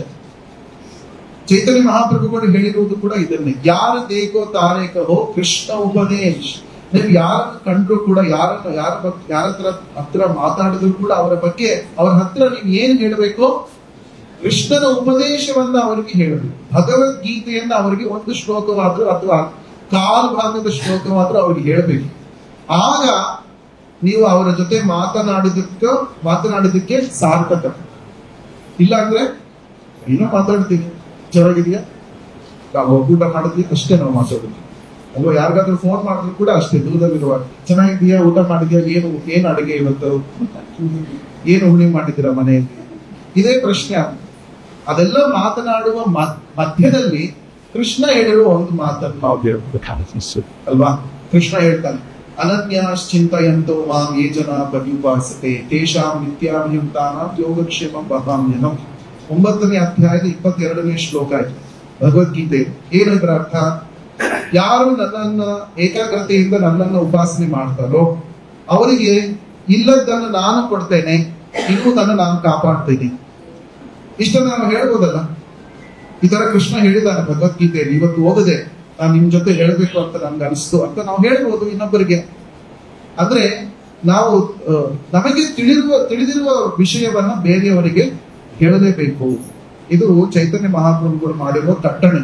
ಪ್ರತಿಯೊಬ್ಬ ಭಕ್ತರು ಕೃಷ್ಣನ ಉಪದೇಶವನ್ನ ತಾವು ತಿಳಿದುಕೊಂಡು ತಮ್ಮ ಜೀವನದಲ್ಲಿ ಪಾಲನೆ ಮಾಡಬೇಕು. ಅದರ ಜೊತೆಗೆ ಇತರರಿಗೂ ಕೂಡ ತಿಳಿಸಬೇಕು. ಇದು ಪ್ರತಿಯೊಬ್ಬ ಭಕ್ತರ ಏನು ಡ್ಯೂಟಿ, ಕರ್ತವ್ಯ. 9.22. ಮತ್ತೆ ಇನ್ನೊಂದು, ರಾಮಾಯಣದಲ್ಲಿ ಒಳ್ಳೆಯ ರಾಜ್ಯದ ಒಳ್ಳೆಯ ಗವರ್ಮೆಂಟ್ ಸರ್ಕಾರದ ಲಕ್ಷಣಗಳು ಏನು ಅಂತ ಬಹಳ ಚೆನ್ನಾಗಿ ಹೇಳಿದ್ದಾರೆ. ಇದು ಸನ್ನಿವೇಶ ಏನು ಅಂದ್ರೆ, ರಾಮ ಲಕ್ಷ್ಮಣ ಸೀತೆಯರು ಕಾಡಿಗೆ ಹೋಗ್ತಾರೆ. ಮತ್ತೆ ಅದನ್ನ ನೋಡಿ ಅದರಿಂದ ಆಘಾತಗೊಂಡ ದಶರಥ ಮಹಾರಾಜ ಪ್ರಾಣವನ್ನ ತ್ಯಾಗ ಮಾಡ್ತಾರೆ. ಆಗ ಅಯೋಧ್ಯೆಯಲ್ಲಿ ಅರಾಜಕತೆ ಆಗುತ್ತೆ. ಅರಾಜಕತೆ ಅಂದ್ರೆ ಏನು? ರಾಜ ಇಲ್ಲದಿರುವಿಕೆ. ರಾಜ ಇಲ್ಲ ಅಲ್ವಾ? ದಶರಥ ಮಹಾರಾಜ ತಿಳ್ಕೊಂಡಿದ್ದಾರೆ, ರಾಜಕುಮಾರರು ಕೂಡ ಇಲ್ಲ, ಯಾರು ಇಲ್ಲ. ಆಗ ಆ ದಶರಥ ಮಹಾರಾಜನ ಮಂತ್ರಿಗಳು ಹೋಗಿ ವಸಿಷ್ಠ ಮುನಿಗಳಿಗೆ ಈ ಮಾತುಗಳನ್ನ ಹೇಳ್ತಾರೆ. ಏನಂತ? ಅರಾಜಕಂ ಹಿ ನೋ ರಾಷ್ಟ್ರಂ ವಿನಾಶಂ ಸಮುವಾಪ್ನುಯ. ಯಾವ ದೇಶದಲ್ಲಿ ಅರಾಜಕತೆ ಇರುತ್ತೋ, ಅರಾಜಕತೆಗೆ ಎರಡು ಅರ್ಥ ಇದೆ. ಒಂದರ್ಥ ರಾಜನೇ ಇಲ್ಲ ಅನ್ನೋದು ಒಂದು ಅರ್ಥ, ಇನ್ನೊಂದು ಅರ್ಥ ಕೆಟ್ಟ ರಾಜ ಇದ್ದಾನೆ ಅನ್ನೋದು ಅರ್ಥ. ಕೆಟ್ಟ ರಾಜ ಇದ್ರೂ ಒಂದೇ, ಇಲ್ಲದೆ ಇದ್ರೂ ಒಂದೇ ಅಲ್ವಾ? ಸೊ ಆಗ ಏನ್ ಹೇಳ್ತಾರೆ ಅವರು ಅಂದ್ರೆ, ಈ ಕೆಟ್ಟ ರಾಜರು ಅಥವಾ ರಾಜರೇ ಇಲ್ಲದೆ ಹೋದರೆ ರಾಷ್ಟ್ರದಲ್ಲಿ ವಿನಾಶ ಆಗುತ್ತೆ. ಯಾವ್ಯಾವ ರೀತಿಯ ವಿನಾಶ ಆಗುತ್ತೆ ಅನ್ನೋದು ಬಹಳ ಬಿಡಿಬಿಡಿಯಾಗಿ ಅವರು ಬಹಳ ಚೆನ್ನಾಗಿ ಹೇಳ್ತಾರೆ. ಒಂದು 20 ಪಾಯಿಂಟ್ಸ್ ಹೇಳ್ತಾರೆ ಏನೇನಾಗುತ್ತೆ ರಾಜ ಇಲ್ಲದೆ ಇದ್ರೆ ಅಂತ. ಅದರಲ್ಲಿ ಕೆಲವು ನೋಡೋದಾದ್ರೆ, ಮೊದಲನೇದು ಏನಾಗುತ್ತೆ ಅಂದ್ರೆ ಪ್ರಾಕೃತಿಕ ವಿಕೋಪಗಳು ಉಂಟಾಗುತ್ತದೆ. ಅಂದ್ರೆ ಸರಿಯಾದ ಸಮಯದಲ್ಲಿ ಮಳೆ ಬರೋದಿಲ್ಲ. ಯಾವ ಸಮಯದಲ್ಲಿ ಮಳೆ ಬರಬಾರದು ಆ ಸಮಯದಲ್ಲಿ ಜೋರಾಗಿ ಮಳೆ ಬರುತ್ತೆ. ಮತ್ತೆ ಭೂಕಂಪನಗಳಾಗುತ್ತೆ. ಮತ್ತೆ ಜನರಿಗೆ ಸರಿಯಾದ ಊಟ ಆಹಾರಗಳು ಸಿಗೋದಿಲ್ಲ. ಪ್ರಾಣಿಗಳು ಕೂಡ ಅವರಿಗೆ ಕುಡಿಯಲು ನೀರು ಕೂಡ ಸಿಗೋದಿಲ್ಲ. ಒಬ್ಬ ಪಾಪಿಯಾದ ರಾಜ ಇದ್ರೆ ಅಥವಾ ಸರಿಯಾದ ರಾಜ ಇಲ್ಲದೆ ಇದ್ರೆ ಈ ಎಲ್ಲ ತೊಂದರೆಗಳು ಆಗುತ್ತೆ. ಇನ್ನೊಂದೇನು ಅಂದ್ರೆ ಎಲ್ಲರ ಫ್ಯಾಮಿಲಿ ಅಂದ್ರೆ ಏನು? ಕುಟುಂಬಗಳು ಕೂಡ ನಾಶ ಆಗುತ್ತೆ. ಯಾಕೆ ರಾಜ ಇಲ್ಲದೆ ಕುಟುಂಬಗಳು ಹೇಗೆ ನಾಶ ಆಗುತ್ತೆ ಅಂದ್ರೆ, ಒಂದು ದರೋಡೆಗಳು, ಕಳ್ಳರ ಕಾಟ ಹೆಚ್ಚಾಗುತ್ತೆ. ಸೆಕ್ಯೂರಿಟಿ ಅನ್ನೋದು ಇರೋದಿಲ್ಲ. ಅಂದ್ರೆ ಜನರು ತಮಗೆ ಬೇಕಾದ ಕೆಲಸಗಳನ್ನ ಮಾಡ್ಕೊಳ್ತಾ ಇರ್ತಾರೆ. ಇನ್ನೊಬ್ಬರ ಮನೆಗೆ ಹೋಗ್ಬಿಟ್ಟು ಡ್ಯೂಟಿ ಮಾಡ್ಕೊಂಡು ಹೋಗ್ತಾ ಇರ್ತಾರೆ. ಯಾಕೆ? ರಾಜ ಇಲ್ಲ, ಯಾರು ಕೇಳೋದಿಲ್ಲ. ಸುಲಿಗೆಯ ಒಂದು ವ್ಯವಹಾರ ಓಪನ್ ಆಗಿ ನಡೆಯುವಂಥದ್ದು. ಅರಾಜಕತೆ ಅಂದ್ರೆ ಅದು. ಆಗ ಯಾರಿಗೂ ಕೂಡ ಒಬ್ಬರ ಮೇಲೆ ಒಬ್ಬರಿಗೆ ನಂಬಿಕೆ ಅನ್ನೋದು ಇರೋದಿಲ್ಲ. ನೋಡಿ, ಒಳ್ಳೆಯ ರಾಜ ಇಲ್ಲದೆ ಇದ್ರೆ ಎಂತಹ ಪರಿಸ್ಥಿತಿ ಉಂಟಾಗುತ್ತೆ ಅಂತ ಮಂತ್ರಿಗಳು ಹೇಳ್ತಾ ಇದ್ದಾರೆ. ಮತ್ತೆ ಯಾವುದೇ ರೀತಿಯ ಸಭಾ ಸಮಾರಂಭಗಳಿಗೆ ಜನರು ಬಂದು ಕೂಡೋದಿಲ್ವಂತೆ ಒಬ್ಬ ಒಳ್ಳೆ ರಾಜ ಇಲ್ಲದೆ ಇದ್ದಾರೆ. ಯಾಕೆ? ಭಯ. ಏನಾಗುತ್ತೋ ಈ ಸಮಾರಂಭಕ್ಕೆ ಹೋದ್ರೆ ನಾನು ಜೀವಂತವಾಗಿ ಮನೆಗೆ ವಾಪಸ್ ಬರ್ತೀನೋ ಇಲ್ವೋ ಅನ್ನೋದು ಭಯ. ಎಲ್ಲೂ ಕೊಡೋದಿಲ್ಲ. ಅಂದ್ರೆ ಯಾವ ರೀತಿಯ ಸಮಾರಂಭಗಳನ್ನು ಕೂಡ ಜನರು ಆಚರಣೆ ಮಾಡೋದಿಲ್ಲ. ಮತ್ತೆ ಯಾವುದೇ ರೀತಿಯ ಉದ್ಯಾನವನಗಳು ಇರೋದಿಲ್ಲ. ಮತ್ತೆ ಯಾವುದೇ ರೀತಿಯ ಯಾತ್ರೆಗಳನ್ನು ಜನರು ಕೈಗೊಳ್ಳಲ್ವಂತೆ ಭಯದಿಂದ. ಮತ್ತೆ ಕಲಾವಿದರಿಗೆ ಪ್ರೋತ್ಸಾಹ ನೀಡೋರು ಯಾರು ಇರೋದಿಲ್ಲ. ಅಂದ್ರೆ ಕಲೆ ಕೂಡ ನಾಶವಾಗುತ್ತೆ. ಮತ್ತೆ ವ್ಯಾಪಾರ ವಹಿವಾಟು ಮಾಡುವವರು ಕೂಡ, ಅವ್ರಿಗೂ ಕೂಡ ಇಲ್ಲಿ ನಾನು ಈ ಬಿಸ್ನೆಸ್ ಮಾಡಿದ್ರೆ ಸರಿನೋ ಇಲ್ವೋ, ನಾನು ಬಿಸ್ನೆಸ್ ಸ್ಟಾರ್ಟ್ ಮಾಡ್ತೀನಿ ಮತ್ತೆ ಎಷ್ಟೋ ಜನ ಯಾರೋ ಬಂದು ಲೂಟಿ ಮಾಡ್ಕೊಂಡು ಹೋದ್ರೆ ಏನಾಗುತ್ತೆ ಅನ್ನುವ ರೀತಿಯ ಭಯ ಇರುತ್ತೆ. ಮತ್ತೆ ಮಹಿಳೆಯರಿಗೆ ಸುರಕ್ಷಣೆ ಇರೋದಿಲ್ಲ. ಅಂದ್ರೆ ನಾನು ಮನೆಯಿಂದ ಆಚೆ ಹೋದ್ರೆ ನಾನು ಸರಿಯಾಗಿ ಮನೆಗೆ ವಾಪಸ್ ಬರ್ತೀನೋ ಇಲ್ವೋ ಅನ್ನೋರ ಬಗ್ಗೆ ಇಷ್ಟೊಂದು ರೀತಿಯ ಅವ್ರು ವಿವರಿಸ್ತಾರೆ. ಇನ್ನು ಎಷ್ಟೊಂದು ಇದೆ. ಸನ್ಯಾಸಿಗಳಿಗೂ ಕೂಡ ಸೆಕ್ಯೂರಿಟಿ ಇರೋದಿಲ್ವಂತ. ಸನ್ಯಾಸಿಗಳು ಅವ್ರು ಏನ್ ಮಾಡ್ತಾರೆ, ಯಾವುದೋ ಒಂದು ಸ್ಥಳದಲ್ಲಿ ಇರಲ್ಲ ಅವರು ಸುಮ್ಮನೆ ಭ್ರಮಣೆ ಮಾಡಿಕೊಂಡು ಜನರಿಗೆ ಧರ್ಮದ ಬೋಧನೆಯನ್ನ, ಭಗವಂತನ ಬಗ್ಗೆ ಬೋಧನೆಯನ್ನ ಮಾಡಿಕೊಂಡು ಹೋಗ್ತಾ ಇರ್ತಾರೆ. ಆದ್ರೆ ಅರಾಜಕತೆ ಇರುವ ದೇಶದಲ್ಲಿ ಸನ್ಯಾಸಿಗಳಿಗೂ ಕೂಡ ಭಯ ಆಗುತ್ತಂತೆ. ಇದು ಪರಿಸ್ಥಿತಿ. ಅಂದ್ರೆ ಸನ್ಯಾಸಿಗಳು ಅಂದ್ರೆ ಯಾರು ಭಗವಂತನನ್ನ ಪೂರ್ತಿಯಾಗಿ ಅವನ ಸೇವೆಗೆ ತೊಡಗಿಕೊಂಡಿರ್ತಾರೋ ಅಂತಹವರಿಗೂ ಕೂಡ ಸರಿಯಾದ ಪರಿಸ್ಥಿತಿ ಇರೋದಿಲ್ಲ ಒಬ್ಬ ಒಳ್ಳೆಯ ರಾಜ ಇಲ್ಲದೆ ಇದ್ರೆ. ಅಂದ್ರೆ ನೋಡಿ, ಅದಕ್ಕೆ ಹೇಳಿದ್ದಾರೆ ಮಹಾಭಾರತದಲ್ಲಿ ರಾಜ ಕಾಲಸ್ಯ ಕಾರಣಂ. ಅಂದ್ರೆ ಒಂದು ಒಳ್ಳೆಯ ಟೈಮ್ ಬರಬೇಕು ಅಂದ್ರೆ ಒಳ್ಳೆಯ ರಾಜ ಇರಬೇಕು. ರಾಜ ಕಾಲಸ್ಯ ಕಾರಣಂ ಅಂತ. ಅಂದ್ರೆ ನಾವು ನೋಡ್ತಾ ಇರ್ಬೋದು ನೀವು, ಈಗ ನಮ್ಮ ದೇಶದಲ್ಲಿ ಒಂದು ತಕ್ಕ ಮಟ್ಟಿಗೆ ಅಂತ ಹೇಳ್ಬೋದು, ಆದ್ರೂ ಅನೇಕ ಕಷ್ಟಗಳು ಇದ್ದೇ ಇವೆ. ಅದು ಒಂದು ತಕ್ಕ ಮಟ್ಟಿಗೆ ಸನಾತನ ಧರ್ಮದ ಬಗ್ಗೆ ಒಂದು ಕೀಳರಿಮೆ ಇತ್ತಲ್ಲ ಮುಂಚೆ, ಅದು ಹೋಗಿದೆ. ಹಿಂದಿನ ಕಾಲದಲ್ಲಿ ಈಗ ಕುಂಭಮೇಳ ಆದ್ರೆ ಯಾರಾದ್ರೂ ಕುಂಭಮೇಳಕ್ಕೆ ಹೋಗ್ಬಿಟ್ಟು ನಾನು ಸ್ನಾನ ಮಾಡಿದೆ ಅಂತ ಯಾರಾದ್ರೂ ಚಿಕ್ಕವರು, ಯಂಗ್ಸ್ಟರ್ಸ್, ಯುವಕರು ಹೇಳ್ತಾನೆ ಇರ್ಲಿಲ್ಲ. ಅವ್ರಿಗೆ ಏನೋ ಒಂದು ರೀತಿಯ ಮುಜುಗರ, ಎಲ್ಲರೂ ಅದ್ರ ಬಗ್ಗೆ ಅಪಹಾಸ್ಯ ಮಾಡ್ಬೋದೇನೋ ಅಂತ ಹಾಕೊಳ್ತಾ ಇದ್ರು. ಆದ್ರೆ ಈಗ ಎಲ್ಲರೂ ಸ್ಟೇಟಸ್ ಅಲ್ಲಿ ಹಾಕೊಳ್ತಾರೆ, ವಿಡಿಯೋ ಮಾಡ್ತಾರೆ, ನಾನು ಕುಂಭಮೇಳದಲ್ಲಿ ಹೋಗ್ಬಿಟ್ಟು ಸ್ನಾನ ಮಾಡ್ಕೊಂಡ್ ಬಂದೆ. ಯುವಕರು ಅಂದ್ರೆ ಧರ್ಮದ ಆಚರಣೆಗೆ ಒಂದು ರೀತಿಯ ಪ್ರೋತ್ಸಾಹ ಬರ್ತಾ ಇದೆ ಅನ್ನೋದು. ಅಂದ್ರೆ ಇದಕ್ಕೆ ಕಾರಣ ಏನು? ರಾಜ ಕಾಲಸ್ಯ ಕಾರಣ.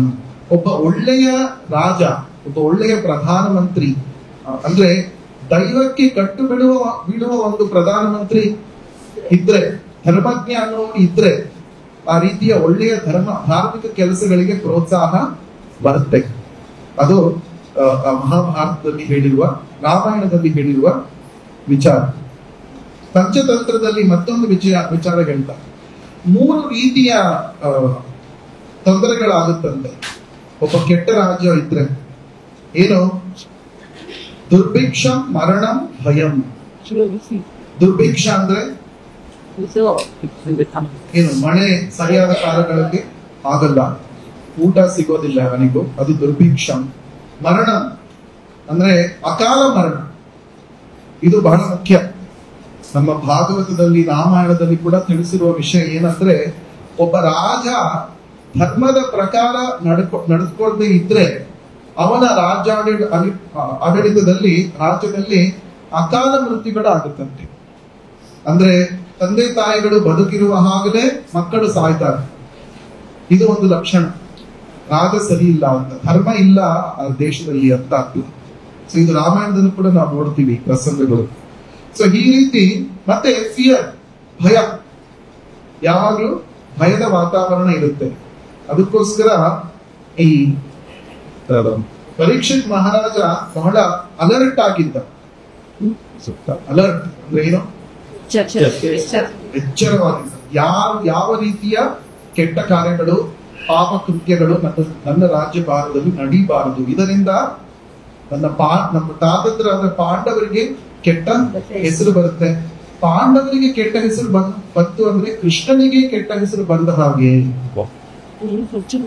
ಅಂದ್ರೆ ನೋಡಿ, ಪ್ರತಿಯೊಬ್ಬ ಭಕ್ತನ ಮನಸ್ಸಿನಲ್ಲಿ ಈ ರೀತಿಯ ಆಲೋಚನೆ ಇರಬೇಕು. ನೋಡಿ, ನೀವು ಇದನ್ನ ಗಮನಿಸಿರಬಹುದು. ನೀವು ದೇವಸ್ಥಾನಕ್ಕೆ ಬರ್ತಾ ಇದ್ದೀರಾ ಅಂತ ಇಟ್ಕೊಳ್ಳಿ. ಅಂದ್ರೆ ದೇವಸ್ಥಾನಕ್ಕೆ ಹಲವು ದಿನಗಳಿಂದ, ವರ್ಷಗಳಿಂದ ಬರ್ತಾ ಇದ್ದೀರಾ. ಕಂಠಿ ಮಾಲೆಯನ್ನು ಹಾಕ್ತೀರಾ, ಮತ್ತೆ ತಿಲಕ್ ಇಟ್ಕೊಂಡಿರ್ತೀರಾ, ಮತ್ತೆ ದೇವಸ್ಥಾನದ ಪೂಜೆಗಳಲ್ಲಿ ಅಥವಾ ಉತ್ಸವಗಳಲ್ಲಿ ನೀವು ಪಾಲ್ಗೊಳ್ತೀರಾ. ಹರೇ ಕೃಷ್ಣ ಮಹಾಮಂತ್ರವನ್ನ ಜಪ ಮಾಡ್ತೀರಾ. ವೈಕುಂಠ ಏಕಾದಶಿ ಅಥವಾ ಜನ್ಮಾಷ್ಟಮಿ ದಿವಸಗಳಲ್ಲಿ ಬಂದು ಭಗವಂತನ ಸೇವೆ ಮಾಡ್ತೀರಾ ದೇವಸ್ಥಾನದಲ್ಲಿ. ಇದೆಲ್ಲ ಮಾಡ್ತಾ ಇದ್ದೀರಾ. ಇದೆಲ್ಲ ನಿಮ್ಮ ಮನೆಯವರಿಗೆ ಅಥವಾ ನಿಮ್ಮ ಬಂಧು ಬಾಂಧವರಿಗೆ, ಸ್ನೇಹಿತರಿಗೆ ತಿಳಿದಿರುತ್ತೆ. ಓ, ಇವರು ಇಸ್ಕಾನ್ ಹೋಗ್ತಾರಪ್ಪ, ಇವ್ರು ಇಸ್ಕಾನ್ ಭಕ್ತರು, ತಿಲಕ್ ಹೇಳ್ತಾರೆ, ಯಾವಾಗ್ಲೂ ನಾಮ ಇಟ್ಕೊಂಡಿರ್ತಾರೆ, ಮತ್ತೆ ಹರಿನಾಮ ಜಪ ಮಾಡ್ತಾರೆ ಅಂತ ಅವ್ರಿಗೆ ಗೊತ್ತಿರುತ್ತೆ. ಅಂಥವರ ಬಳಿಗೆ ಹೋಗಿ ನಾವು ಒಂದು ಕೆಟ್ಟ ವರ್ತನೆಯನ್ನು ಪ್ರದರ್ಶನ ಮಾಡಿದ್ರೆ, ಒಂದು ಕೆಟ್ಟ ಮಾತನ್ನು ಹೇಳಿದ್ರೆ, ಬಾಯಿ ತಪ್ಪಿ ನಾವು ಒಂದು ಕೆಟ್ಟ ಕೆಲಸವನ್ನು ಕೆಟ್ಟ ಮಾತನ್ನು ಹೇಳ್ಬಿಟ್ರೆ ಅವ್ರು ಏನ್ ಹೇಳ್ತಾರೆ?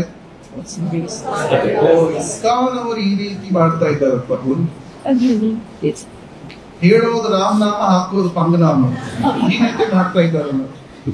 ಹೇಳೋದು ಮಾತ್ರ ದೊಡ್ಡ ತತ್ವ ಮಾತಾಡ್ತಾರೆ, ಆದ್ರೆ ಅವ್ರ ಜೀವನದಲ್ಲಿ ನೋಡಿ ಈ ತರ ಮಾಡ್ತಾರೆ ಅಂತ ಮಾತಾಡ್ತಾನೆ ಇಲ್ವಾ? ಅಲ್ವಾ? ನಾವು ಯಾವಾಗ ಒಂದು ಸಂಘಟನೆ ಅಥವಾ ಒಂದು ಆರ್ಗನೈಸೇಷನ್ ನಾವು ಸೇರ್ಕೊಂಡಾಗ, ನಾವು ಒಂದು ಸಂಸ್ಥೆಗೆ ಸೇರ್ಕೊಂಡಾಗ, ನಾವು ಮಾಡುವ ಕೆಲಸಗಳನ್ನ ನೋಡಿ ಜನರು ಆ ಸಂಸ್ಥೆಯನ್ನ ಅವರು ಸರಿಯಾ ತಪ್ಪ ಅನ್ನೋದನ್ನ ತೀರ್ಮಾನ ಮಾಡ್ತಾರೆ. ಇವಾಗ ಅದೇ ಆಗಿರೋದು. ಎಷ್ಟೋ ಭಕ್ತರಿಗೆ ತಿಳಿದಿರೋದಿಲ್ಲ ಅವ್ರು ಏನ್ ಮಾತಾಡ್ತಾ ಇದ್ದಾರೆ, ಸರಿನಾ ತಪ್ಪ ಅಂತ. ಓ ಇಸ್ಕಾನ್ ಅವ್ರು ಈ ತರ ಮಾತಾಡ್ತಾರೆ, ಇಸ್ಕಾನ್ ಅಲ್ಲಿ ಇದನ್ನ ಹೇಳ್ಕೊಡೋದು ನಿಮ್ಗೆ, ಓ ಪ್ರತಿ ಭಾನುವಾರ ಕ್ಲಾಸ್ ಹೋಗ್ತೀಯಲ್ಲ ಇದನ್ನ ಅವ್ರು ಹೇಳ್ಕೊಡೋದು ಅಂತ ಅವ್ರು ಮಾತಾಡ್ತಾರೆ. ಆಗ ಪ್ರಭುಪಾದರ ಸಂಸ್ಥೆಗೆ, ಕೃಷ್ಣನ ಸಂಸ್ಥೆಗೆ ಕೆಟ್ಟ ಹೆಸರು ಬಂದ ಹಾನಿ. ಅಂದ್ರೆ ನಾವು ಎಷ್ಟು ಜವಾಬ್ದಾರಿಯುತವಾಗಿ ನಾವು ಭಕ್ತರು ಅಂದ್ರೆ ನನ್ಗೆ ಇಷ್ಟ ಬಂದಾಗ ನಾನು ಮಾಡ್ತೀನಿ ಅನ್ನೋದಾಗಿಲ್ಲ. ಎಷ್ಟು ಜವಾಬ್ದಾರಿಯುತವಾಗಿ ನಾವು ಜೀವನವನ್ನು ನಡೆಸಬೇಕು ಅನ್ನೋದು ನಮಗೆ ಪರೀಕ್ಷಿತ್ ಮಹಾರಾಜ್ ನಮಗೆ ತಿಳಿಸ್ಕೊಡ್ತಾ ಇದ್ದಾರೆ. ನನ್ನ ರಾಜ್ಯಭಾರದಲ್ಲಿ ಈ ರೀತಿ ಕೆಟ್ಟ ಕೆಲಸ ಆದ್ರೆ ಕೃಷ್ಣನಿಗೆ ಅದು ಅಪಕೀರ್ತಿ, ಕೆಟ್ಟ ಹೆಸರು. ನಾನು ತಿಲಕನ್ನ ಇಟ್ಕೊಂಡು ನಾನು ಏನೋ ಒಂದು ಬಾಯಿಗೆ ಬಂದಿದ್ದು ಹೇಳ್ಬಿಟ್ರೆ ಜನರು ಇಸ್ಕಾನ್ ಬಗ್ಗೆ ಈ ತರ ನಿರ್ಧಾರ ಬಂದ್ಬಿಡ್ತಾರೆ. ಇಸ್ಕಾನ್ ಪ್ರಭುಪಾದರು ಕಷ್ಟಪಟ್ಟು ಕಟ್ಟಿರುವ ಈ ಸಂಘ, ಈ ಸಂಸ್ಥೆಗೆ ಕೆಟ್ಟ ಹೆಸರು ಬರುತ್ತೆ ಅನ್ನೋದು ಯಾವಾಗ್ಲೂ ನಮ್ಮ ತಲೆಯಲ್ಲಿ ಇರಬೇಕು ಅಲ್ವಾ? ಆಗ ನಮಗೆ ಜವಾಬ್ದಾರಿಯುತವಾಗಿ ನಾವು ಮಾತಾಡ್ತೇವೆ ಮತ್ತೆ ಕೆಲಸವನ್ನ ಮಾಡ್ತೇವೆ. ಒಂದು ಕಡೆಗೆ ಒಂದು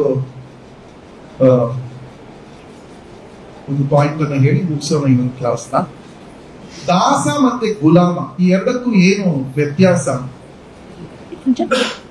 ಚೈತನ್ಯ ಮಹಾಪ್ರಭುಗಳು ಹೇಳ್ತಾರೆ, ಗೋಪಿ ಭಕ್ತೃ ಪದ ಕಮಲಯೋ ದಾಸ ದಾಸಾನು ದಾಸ. ನಾವು ಕೃಷ್ಣನ ದಾಸನಿಗೆ ದಾಸರಾಗಬೇಕು ಅಂತ ಅರ್ಥ. ದಾಸ ಅಂದ್ರೆ ಏನು, ಗುಲಾಮ ಅಂದ್ರೆ ಏನು? ಅಂದ್ರೆ ನಾವು ಕೃಷ್ಣನ ಭಕ್ತರ ಗುಲಾಮರ ಏನ್ ಅರ್ಥ, ವ್ಯತ್ಯಾಸ ಏನು? ಭಕ್ತಿಯಿಂದ ನಾವು ಸೆಕ್ಯೂರ್ ಮಾಡಿದ್ರೆ ಅದು ದಾಸ ಆಗುತ್ತೆ. ಸೇವೆ ಮಾಡೋದು ದಾಸ. ಹೌದು. ಗುಲಾಮ ಇನ್ನು ಅಡಿಯಲ್ಲಿ ಮಾಡೋದು. ನೋಡಿ, ಗುಲಾಮ ಅಂದ್ರೆ ಸ್ವೇಚ್ಛೆ ಅನ್ನೋದು ಇರೋದಿಲ್ಲ, ನಾವು ಚಾಯ್ಸ್ ಮಾಡೋದಿಲ್ಲ, ನಾವು ಆರಿಸ್ಕೊಂಡಿರುವ ಕೆಲಸ ಅಲ್ಲ, ಅದು ಗುಲಾಮ. ಹಿಂದಿನ ಕಾಲದಲ್ಲಿ ಜಮೀನ್ದಾರರು ಅಂತ ಇರ್ತಾ ಇದ್ರು ಹಳ್ಳಿಗಳಲ್ಲಿ. ಯಾರಾದ್ರೂ ಆ ಜಮೀನ್ದಾರರ ಹತ್ರ ಸಾಲ ತಗೊಂಡ್ರೆ ಅವರ ಜೀವಿತಾವಧಿಯಲ್ಲಿ ಆ ಸಾಲವನ್ನ ಮರುಪಾವತಿ ಮಾಡದೇ ಇದ್ರೆ ಅವರ ಮಕ್ಕಳು ಕೂಡ ಗುಲಾಮರಾಗಿ ಕೆಲಸ ಮಾಡಬೇಕಾಗಿತ್ತು. ಜೀತದಾಳು ಅಂತಾರೆ ಅದಕ್ಕೆ. ಜೀತದಾಳು ಹಳ್ಳಿಗಳಲ್ಲಿ ಮುಂಚೆ ಇರ್ತಾ ಇತ್ತು, ಇವಾಗಿಲ್ಲ. ಆಗ ಆ ಜಮೀನ್ದಾರರು ಆ ಇಡೀ ಕುಟುಂಬವನ್ನ ಜೀತದಾಳರನ್ನಾಗಿ ದುಡಿಸ್ಕೊಳ್ತಾ ಇದ್ರು. ಅಂದ್ರೆ ಅವರಿಗೆ ತಮ್ಮದೇ ಆದ ಬದುಕಿರ್ತಾ ಇರಲಿಲ್ಲ. ಈ ಜಮೀನ್ದಾರರು ಏನ್ ಹೇಳ್ತಾರೋ ಅದನ್ನ ಮಾಡ್ಬೇಕಷ್ಟೇ. ಅವರದ್ದೇ ಆದ ಹಬ್ಬಗಳು, ಅವರದ್ದೇ ಆದ ಸಮಾರಂಭಗಳು ಏನು ಇರ್ತಾ ಇರಲಿಲ್ಲ. ಈ ಜಮೀನ್ದಾರ ಮನೆಯಲ್ಲಿ ಏನಾದ್ರೂ ವಿಶೇಷ ಆದ್ರೆ ಅವರಿಗೆ ಅಲ್ಲಿ ಹೋಗ್ಬಿಟ್ಟು ದುಡಿಬೇಕು. ಪ್ರತಿ ದಿವಸ ಅವ್ರ ಕೆಲಸ ಅವ್ರಿಗೆ ಏನಾದ್ರೂ ಸೇವೆ ಮಾಡ್ತಾನೆ ಇರ್ಬೇಕು. ಅವರಿಗೆ ಚಾಯ್ಸ್ ಅನ್ನೋದು ಇರ್ತಾ ಇರಲಿಲ್ಲ. ಅದು ಜೀತ ಪದ್ಧತಿ ಅಥವಾ ಗುಲಾಮಗಿರಿ. ಆದ್ರೆ ದಾಸನಾಗುವುದು ಅಂದ್ರೆ ಆ ರೀತಿ ಅಲ್ಲ. ದಾಸನಾಗುವುದು ಅಂದ್ರೆ ನಮ್ಮ ಸ್ವೇಚ್ಛೆಯಿಂದ ನಾವು ಭಗವಂತನ ಸೇವಕರಾದ್ರೆ ಏನು ಅದರಿಂದ ನಮಗೆ ಲಾಭ ಅನ್ನೋದಕ್ಕಿಂತ ಯಾಕೆ ನಾವು ಭಗವಂತನ ಸೇವೆಯಲ್ಲಿ ತೊಡಕೋಬೇಕು ಅನ್ನೋದನ್ನ ಸರಿಯಾಗಿ ತಿಳಿದುಕೊಂಡು, ಆಚಾರ್ಯರ ಮುಖೇನ ತಿಳಿದುಕೊಂಡು ನಾವು ಭಗವಂತನ ಸೇವೆಯಲ್ಲಿ ತೊಡಗಿಕೊಂಡ್ರೆ ಅದು ದಾಸತ್ವ. ಅಂದ್ರೆ ಯಾವುದೇ ರೀತಿಯ ಫೋರ್ಸ್ ಅನ್ನೋದು ಇಲ್ಲ. ನೋಡಿ, ಕೃಷ್ಣ ಭಗವದ್ಗೀತೆ ಉಪದೇಶ ಮಾಡಿದಾಗ ಕಡೆಯಲ್ಲಿ ಏನ್ ಹೇಳ್ತಾನೆ, ಯಥೇಚ್ಛಸಿ ತಥಾ ಕುರು. ನಿನ್ನ ಇಚ್ಛೆಯ ಪ್ರಕಾರ ನಾನು ಹೇಳಿರುವುದನ್ನ ನೀನು ತಿಳಿದುಕೊಂಡು ಅದ್ರ ಬಗ್ಗೆ ಯೋಚನೆ ಮಾಡಿಕೊಂಡು ನಿನ್ನ ಇಚ್ಛೆ ಏನಿದೆಯೋ ಆ ರೀತಿ ನೀನು ನಡ್ಕೋ. ಇದು ದಾಸತ್ವ. ಅಂದ್ರೆ ದಾಸ ಅಂದ್ರೆ ಭಗವಂತನ ಸೇವೆ ಮಾಡೋದ್ರಿಂದ ಏನು ಅದರ ಪ್ರಭಾವ ಏನು ಅಂತ ತಿಳ್ಕೊಂಡು ನಾನು ಭಗವಂತನಿಗೆ ಸೇರಿರುವ ವ್ಯಕ್ತಿ, ನನ್ನ ನಿಜವಾದ ಸ್ವರೂಪ ಏನು ಅಂದ್ರೆ ಭಗವಂತನ ದಾಸನಾಗಿರುವುದೇ ನನ್ನ ಸ್ವರೂಪ. ಇದನ್ನ ಪ್ರಭುಪಾದರು ಎಷ್ಟು ಚೆನ್ನಾಗಿ ಹೇಳ್ಕೊಟ್ಟಿದ್ದಾರೆ ಪುಸ್ತಕಗಳಲ್ಲಿ, ತಮ್ಮ ಲೆಕ್ಚರ್ಸ್ ಅಲ್ಲಿ ಹೇಳಿದ್ದಾರೆ. ಅದನ್ನ ಅರ್ಥ ಮಾಡಿಕೊಂಡು, ಸರಿಯಾಗಿ ಅರ್ಥ ಮಾಡಿಕೊಂಡು ನಾವು ನಮ್ಮ ಜೀವನದಲ್ಲಿ ಭಗವಂತನ ಸೇವೆ ಮಾಡಿದ್ರೆ ಅದು ದಾಸತ್ವ ಆಗ್ತದೆ. ಯಾರೋ ಒಬ್ರು ಬಂದು ಫೋರ್ಸ್ ಮಾಡಿ ಈ ರೀತಿನೇ ಮಾಡಬೇಕು, ಇಲ್ಲ ಅಂದ್ರೆ ಈ ರೀತಿ ಆಗುತ್ತೆ, ಫೋರ್ಸ್ ಮಾಡಿದ್ರೆ ಅದು ಗುಲಾಮಗಿರಿ.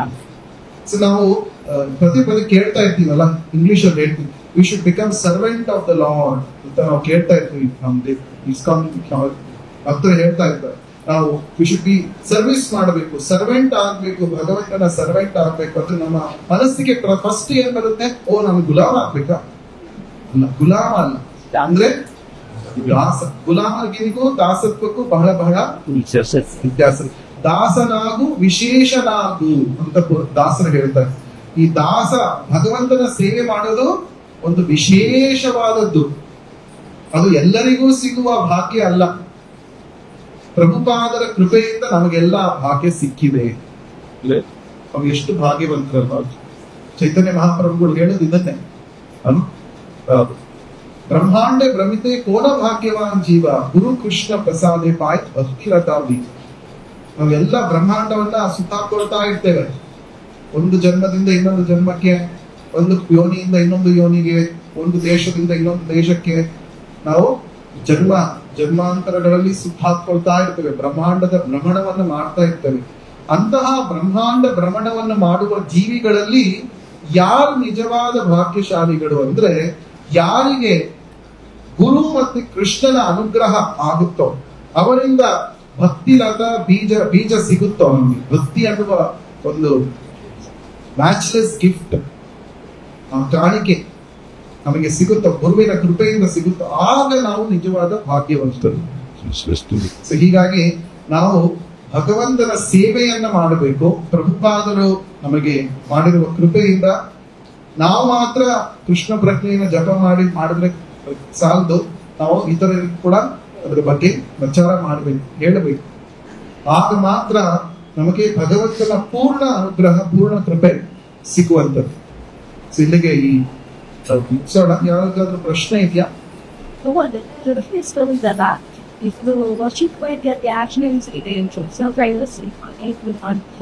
ಅಂದ್ರೆ ಚಕ್ರಡೋಲ ವಿಗ್ರಹಗಳು ನಿನ್ನೆ ನಮ್ಮ ದೇವಸ್ಥಾನದಲ್ಲಿ ನೋಡಿದ್ರೆ ಎಷ್ಟು ಜನ ನೋಡಿದ್ರು? ಎಲ್ಲರೂ ನೋಡಿದ್ರು. ಆನ್ಲೈನ್ ಅಲ್ಲಿ ನೋಡಿರ್ತೀರ ಕೊಡಲು.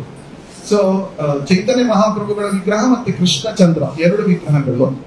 ಅಂದ್ರೆ ಚೈತನ್ಯ ಮಹಾಪ್ರಭುಗಳ ತಾತ ಮತ್ತೆ ಅಜ್ಜಿ ಅವರಿಬ್ಬರು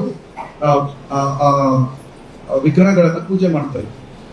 ಚೈತನ್ಯ ಮಹಾಪ್ರಭುಗಳೇ ಪ್ರಕಟವಾಗಿ, ಅಂದ್ರೆ ಅವರು 500 ವರ್ಷಗಳ ಹಿಂದೆ ಚೈತನ್ಯ ಮಹಾಪ್ರಭುಗಳ ಅವತಾರ ಆಗಿತ್ತು.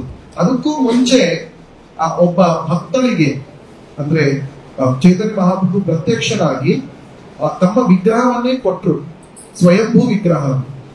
ಅವರು ಪೂಜೆಯನ್ನ ಮಾಡ್ತಾ ಇದ್ರು. ಸೊ ಅದು ಆ ಎರಡು ವಿಗ್ರಹಗಳು ನಮ್ಮ ದೇವಸ್ಥಾನಕ್ಕೆ ನೆನೆ ಬಂದಿದ್ವು. ಮತ್ತೆ ಉತ್ಸವವನ್ನ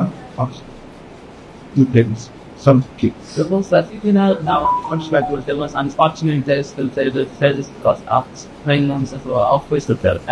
so one of my unfortunate ನಿಜವಾದ ಅನ್ಫಾರ್ಚುನೇಟ್ ಏನು ಅಂದ್ರೆ, ನಾವು ಭಗವಂತನನ್ನು ಯಾವಾಗ ಮರಿತೇವೋ ಅದು ನಿಜವಾದ ಅನ್ಫಾರ್ಚುನೇಟ್. ಅದೇ ಯಾವ ದಿವಸ ನಾವು ಭಗವಂತನ ಸ್ಮರಣೆಯನ್ನ ಮರಿತೇವೋ ಅದು ನಿಜವಾದ ಮಿಸ್ಫಾರ್ಚ್ಯೂನ್. ಕೆಟ್ಟ ಆರೋಗ್ಯ ಮಿಸ್ಫಾರ್ಚ್ಯೂನ್ ಅಲ್ಲ, ದುರ್ಭಾಗ್ಯ ಅಲ್ಲ. ನಾನು ತುಂಬಾ ಬ್ಯುಸಿ ಆಗ್ಬಿಟ್ಟೆ ಇವತ್ತು, ಅದು ದುರ್ಭಾಗ್ಯ ಅಲ್ಲ. ಯಾವಾಗ ನಾವು ಭಗವಂತನ ಸ್ಮರಣೆಯನ್ನ ಮರಿತೇವೋ ಅದು ನಿಜವಾದ ದೌರ್ಭಾಗ್ಯ. ಸೊ ಎಷ್ಟೇ ಕಷ್ಟ ಇದ್ರೂ ಕೂಡ ನಾವು ಮನಸ್ಸಿನಲ್ಲಿ ನಿರ್ಧಾರ ಮಾಡಬೇಕು, ಇಷ್ಟು ಮಾಲೆ ಜಪ ಮಾಡಲೇಬೇಕು. ಪೂರ್ತಿ ದಿವಸ ನಾನು ಬ್ಯುಸಿ ಆಗಿದ್ನ, ಸರಿ ರಾತ್ರಿ ನನ್ನ ನಿದ್ರೆಯಲ್ಲಿ ಒಂದು ½ an hour ನಾನು ತ್ಯಾಗ ಮಾಡ್ತೇನೆ. ½ an hour, ಅರ್ಧ ಗಂಟೆ ಕೂತ್ಕೊಂಡು ಜಪ ಮಾಡ್ಮೇಲೆ ನಾನು ನಿದ್ದೆ ಮಾಡೋದು ಅನ್ನುವ ನಾವು ದೃಢ ನಿರ್ಧಾರಕ್ಕೆ ಬಂದ್ರೆ ನಥಿಂಗ್ ಕ್ಯಾನ್ ಸ್ಟಾಪ್ ಯು. ಯಾವುದು ನಿಮ್ಮನ್ನ ತೊಂದರೆ ಮಾಡುವಂಥದ್ದಲ್ಲ. ಪ್ರಾಬ್ಲಮ್ಸ್ ಬರೋದು ನೋಡಿ ಪ್ರಪಂಚದಿಂದ ಅಲ್ಲ, ನಮ್ಮ ಮನಸ್ಸಿನಿಂದನೇ ಅನೇಕ ಪ್ರಾಬ್ಲಮ್ಸ್ ನಾವೇ ತಂದುಕೊಳ್ತೇವೆ. ಯಾವಾಗ ಗಟ್ಟಿ ನಿರ್ಧಾರ ಇರೋದಿಲ್ವೋ ಆಗ ನಾವು ಇದರಿಂದ ನಾನು ಮಾಡಕ್ಕಾಗ್ಲಿಲ್ಲ, ಅದರಿಂದ ಜಪ ಮಾಡಕ್ಕಾಗ್ಲಿಲ್ಲ, ಇದರಿಂದ ನಾವು ಸೇವೆ ಮಾಡಕ್ಕಾಗ್ಲಿಲ್ಲ ಅಂತ ಅನ್ಕೊಳ್ತೀವಿ. ಆದ್ರೆ ಯಾವಾಗ್ಲೂ ಮನಸ್ಸಿನ ಗಟ್ಟಿ ನಿರ್ಧಾರ ಬೇಕು. ಆ ಮನಸ್ಸಿನ ಗಟ್ಟಿ ನಿರ್ಧಾರ ಭಗವಂತನಲ್ಲಿ ಇರಬೇಕು ಅನ್ನೋದಾದ್ರೆ ನಾವು ಪ್ರತಿ ದಿವಸ ಭಾಗವತವನ್ನ ಕೇಳಬೇಕು. ನಿತ್ಯ ಭಾಗವತ ಸೇವೆ, ಆಗ ಮನಸ್ಸಿನಲ್ಲಿ ಗಟ್ಟಿಯಾಗಿ ಭಕ್ತಿ ಮೂಡುತ್ತೆ. ಬೇರೆ ಏನಾದ್ರೂ ಪ್ರಶ್ನೆ ಇದೆಯಾ? I'm hearing in yours, other this morning, the thousand and our state regional certificate and Cuba, right? So we hear here, my day is gone. ಅದಕ್ಕೆ ನಾವು ಹೆಚ್ಚು ಪ್ರಚಾರ ಮಾಡಬೇಕು, ಹೆಚ್ಚು ಸಾತ್ವಿಕರಿರ್ಬೇಕು, ಹೆಚ್ಚು ಭಕ್ತರಿರ್ಬೇಕು. Okay. ಅಲ್ವಾ? ಯಾವಾಗ ನಾವು ಕಡಿಮೆ ಸಂಖ್ಯೆಯಲ್ಲಿ ಅಲ್ಪಸಂಖ್ಯಾತರಾಗ್ತೀವೋ ಆಗ ಅವರು ಹೇಳಿದ್ದನ್ನ ನಾವು ಕೇಳ್ಬೇಕಾಗುತ್ತೆ. ಅದಕ್ಕೋಸ್ಕರನೇ ಪ್ರಭು ಚೈತನ್ಯ ಮಹಾಪ್ರಭುಗಳು ಪ್ರಭುಪಾದರು ಏನ್ ಹೇಳಿದ್ರು ಅಂದ್ರೆ, ಯಾರು ಬೇಕೋ ತಾರಿಕರೋ ಕೃಷ್ಣ ಅಂತ ವಿಷಯ. ಯಾವಾಗಲೂ ನಾವು ಎಷ್ಟೋ ಜನರನ್ನ ಭೇಟಿ ಮಾಡ್ತಾನೆ ಇರ್ತೀವಲ್ವಾ, ಮೆಟ್ರೋದಲ್ಲಿ ಹೋಗ್ತಾ ಇರ್ತೀವಿ ಅಥವಾ ಯಾವ್ದೋ ಬಸ್ ಸ್ಟ್ಯಾಂಡ್ ನಿಂತಿರ್ತೀವಿ, ಎಷ್ಟೋ ಜನರನ್ನು ನೋಡ್ತಾ ಇರ್ತೀವಿ. ಅವ್ರಿಗೆ ಸ್ವಲ್ಪ ಪ್ರಸಾದ ಕೊಡೋದು, ಹರೇ ಕೃಷ್ಣ ಮಹಾಮಂತ್ರದ ಬಗ್ಗೆ ಹೇಳೋದು, ನಾವು ಸಾಧ್ಯವಾದಷ್ಟು ನಾವು ಮಾಡ್ತಾ ಇರ್ಬೇಕು. ನಾವೇನ್ ಅನ್ಕೊಳ್ತೀವಿ ಅಂದ್ರೆ, ಇದೆಲ್ಲ ನನ್ ಕೆಲ್ಸ ಅಲ್ಲಪ್ಪ, ಬೇರೆ ಯಾರು ಇದಕ್ಕೆ ಕೆಲಸ ಇಲ್ಲ, ನಾವು ಕೂಡ ಮಾಡ್ಬೋದು, ಅಳಿಲು ಸೇವೆ ಮಾಡ್ಬೋದು. ನಾವು ಪ್ರತಿ ದಿವಸ ಅಥವಾ ವಾರಕ್ಕೆ ಒಂದು ವ್ಯಕ್ತಿಗಾದ್ರೂ ನಾವು ಹರೇ ಕೃಷ್ಣ ಮಹಾಮಂತ್ರದ ಬಗ್ಗೆ ಹೇಳ್ಬೋದಲ್ಲ, ಜಪ ಮಾಡಿಸ್ಬೋದಲ್ಲ. ಅದೇನು ಅಷ್ಟೊಂದು ಕಷ್ಟದ ಕೆಲಸನ? ಕಷ್ಟದ ಕೆಲಸ ಆಗಿದ್ರೆ ನಾವೆಲ್ಲ ಇಲ್ಲಿ ಇರ್ತಾನೆ ಇರ್ಲಿಲ್ಲ ಗೊತ್ತಲ್ವಾ. ನಾವೆಲ್ಲ ಬಂದಿದ್ವಿ ಪ್ರಭುಪಾದರ ಕೃಪೆಯಿಂದ. ಪ್ರಭುಪಾದರ ಕೃಪೆಯನ್ನು ನಾವು ಹೆಚ್ಚು ಜನಕ್ಕೆ ನಾವು ಹಂಚ್ಬೇಕು. ಸೊ ಹೆಚ್ಚು ಜನರಿಗೆ ಕೃಷ್ಣ ಪ್ರಜ್ಞೆಯ ಬಗ್ಗೆ ಹೇಳಿದ್ರೆ ಮಾತ್ರ ಇದು ಸಾಧ್ಯ. ಅಂದ್ರೆ ಅಷ್ಟೇ. Last week's 20 days. Will be that program at was a brother of the cast. ಹೌದು. Beyond the city, they cast as a brother. ಅದೇ ಆ ಗುಲಾಮಗಿರಿ ಎಂತದ್ದು ಅಂದ್ರೆ ಜೀತದ ಆಳಾಗಿ ಅಲ್ಲ, ಕಂಪ್ಲೀಟ್ ನಾವೇ ಅರ್ಥ ಮಾಡಿಕೊಂಡು ಗುರುವಿಗೆ ಸೇವೆಯನ್ನ ಮಾಡೋದು ಅಂತ ಅರ್ಥ. ಗುರು ಯಾರು ಫೋರ್ಸ್ ಆಗಿ ಪ್ರಭುಪಾದರು ಹೇಳಲ್ಲ, ನೀನ್ ಮಾಡ್ಲೇಬೇಕು ಈ ತರ. And so she had to get out here. Same thing to sort of do it. And then it was started there out. ಗುರುಗಳ ಮಾತನ್ನು ನಾವು ಪಾಲನೆ ಮಾಡಬೇಕು. ಯಾವಾಗ ಫಸ್ಟ್ ನಾವು ಗುರುಗಳು ಅವರು ಅಂತ ನಾವು ಒಪ್ಕೊಂಡ ಮೇಲೆ ತಾನೆ, ನಾವು ಒಪ್ಕೊಂಡ ಮೇಲೆ ಇವ್ರು ನನ್ನ ಗುರುಗಳು, ಇವ್ರು ಹೇಳಿದ ಮಾತನ್ನು ನಾನು ಪಾಲಿಸ್ತೀನಿ ಅಂತ ನಾನು ಒಪ್ಕೊಂಡ ಮೇಲೆ ಅದು ಬರುವಂತದ್ದು ಅಲ್ವಾ. ನಾನು ಒಪ್ಕೊಂಡೇ ಇಲ್ಲ ಅಂದ್ರೆ ಏನು, ನಮ್ಮ ಆಧ್ಯಾತ್ಮಿಕ ಬದುಕು ಸ್ಟಾರ್ಟ್ ಆಗೇ ಇಲ್ಲ ಅಂತ ಅರ್ಥ, ಕೃಷ್ಣ ಪ್ರಜ್ಞೆ ಸ್ಟಾರ್ಟ್ ಆಗಿಲ್ಲ ಅಂತ. ಸೊ ನಾವು ಗುರು ಇಲ್ಲದೆ ಇದ್ರೆ ನಾವು ಕೃಷ್ಣ ಪ್ರಜ್ಞೆಯನ್ನ ಮುಂದುವರಿಸಕ್ಕೆ ಅಥವಾ ಸ್ಟಾರ್ಟ್ ಮಾಡೋದಕ್ಕೆ ಸಾಧ್ಯ ಇಲ್ಲ. ಆ ಗುರು ಹೇಳಿರುವ ಮಾತು ನಮಗೆ ಒಳ್ಳೆಯದು, ನಮಗೆ ಅದರಿಂದ ನಮಗೆ ಒಳ್ಳೆಯ ಪರಿಣಾಮ ಉಂಟಾಗುತ್ತೆ ಅನ್ನುವ ನಂಬಿಕೆ ನಾವು ಫಸ್ಟ್ ಗಟ್ಟಿ ಮಾಡ್ಕೋಬೇಕು. ಅದಾದ್ಮೇಲೆ ಅವ್ರು ಹೇಳಿದ ಮಾತಿಗೆ ನಾವು ಕಟ್ಟು ಬೀಳ್ಬೇಕು. ಯಾರು ಗುರು ಹೇಳಿದ ಮಾತನ್ನ ಕೇಳಲ್ವೋ ಅವ್ರಿಗೆ ಆಧ್ಯಾತ್ಮಿಕ ಜೀವನದಲ್ಲಿ ಪ್ರಗತಿ ಅನ್ನೋದು ಇರೋದಿಲ್ಲ. ಸೊ ನಾವು ಹೌದು ಒಂದೊಂದ್ಸರಿ ಕಷ್ಟ ಆಗುತ್ತೆ, ಆದ್ರೂ ಕೂಡ ಮಾಡಬೇಕು. ಯಾಕೆಂದ್ರೆ ಗುರುಗಳು ಹೇಳಿದ್ದಾರೆ, ಪ್ರಭುಪಾದರು ಹೇಳಿದ್ದಾರೆ, ನೀವು ನಾನು ಹೇಳಿದ ಮಾತನ್ನು ನೀವು ಪಾಲಿಸಿದ್ರೆ ನಾನು ನಿಮ್ಮನ್ನ ಆಧ್ಯಾತ್ಮಿಕ ಜಗತ್ತಿಗೆ ಕರ್ಕೊಂಡು ಹೋಗ್ತೀನಿ, ಅದು ನನ್ನ ಜವಾಬ್ದಾರಿ. ನಾನು ಹೇಳಿರುವುದನ್ನು ಪಾಲಿಸುವುದು ನಿಮ್ಮ ಜವಾಬ್ದಾರಿ, ನಿಮ್ಮನ್ನ ಕರ್ಕೊಂಡು ಹೋಗುವುದು ನನ್ನ ಜವಾಬ್ದಾರಿ. ಇದು ಪಾರ್ಟ್ನರ್ಶಿಪ್, ಇದು ಪ್ರಭುಪಾದರು ಹೇಳಿರುವ ಒಪ್ಪಂದ. ಸೊ ಗುರುವನ್ನ ಸ್ವೀಕರಿಸೋದು ಅಂದ್ರೆ ಇದರ ಅರ್ಥ ಏನು ಅಂದ್ರೆ, ಪ್ರಭುಪಾದರು ಹೇಳಿರುವುದನ್ನು ನಾನು ಚಾಚು ತಪ್ಪದೆ ನನ್ನ ಸಾಮರ್ಥ್ಯಕ್ಕೆ ಮೀರಿ ನಾನು ಪ್ರಯತ್ನ ಪಟ್ಟು ಅದನ್ನು ಪಾಲಿಸ್ತೀನಿ ಅನ್ನೋದು. ಅಂತಹ ದೃಢತೆ ನಮ್ಮ ಮನಸ್ಸಿನಲ್ಲಿ ಇದ್ರೆ ಪ್ರಭುಪಾದರು ಹೇಳ್ತಾರೆ, ಸರಿ ಭಾರತ ಹೋಗೋಣ ಅಂತ ಕರ್ಕೊಂಡು ಹೋಗಿ. ಇಲ್ಲ ನೀವು ನನ್ ಕಷ್ಟ ಇದು ನಾನು ಆಗಲ್ಲ ಅಂದ್ರೆ ಇಲ್ಲೇ ಇರಪ್ಪ, ಫೋರ್ಸ್ ಇಲ್ಲ, ಇಲ್ಲೇ ಇದ್ರೆ ಇರ್ಬೋದು, ಬರೋದಾದ್ರೆ ಬರ್ಬೋದು ಅಲ್ವಾ. ಫೋರ್ಸ್ ಅನ್ನೋದು ಕೃಷ್ಣನ ಹೇಳಿಲ್ಲ, ಪ್ರಭುಪಾದರು ಮಾಡ್ತಾ ಇಲ್ಲ. ಮುಗಿಸೋಣ. ನಂತರ ಶ್ರೀಮದ್ ಭಾಗವತಂ ಕಿ ಜಯ, ಜಗದ್ಗುರು ಶ್ರೀಲ ಪ್ರಭುಪಾದ.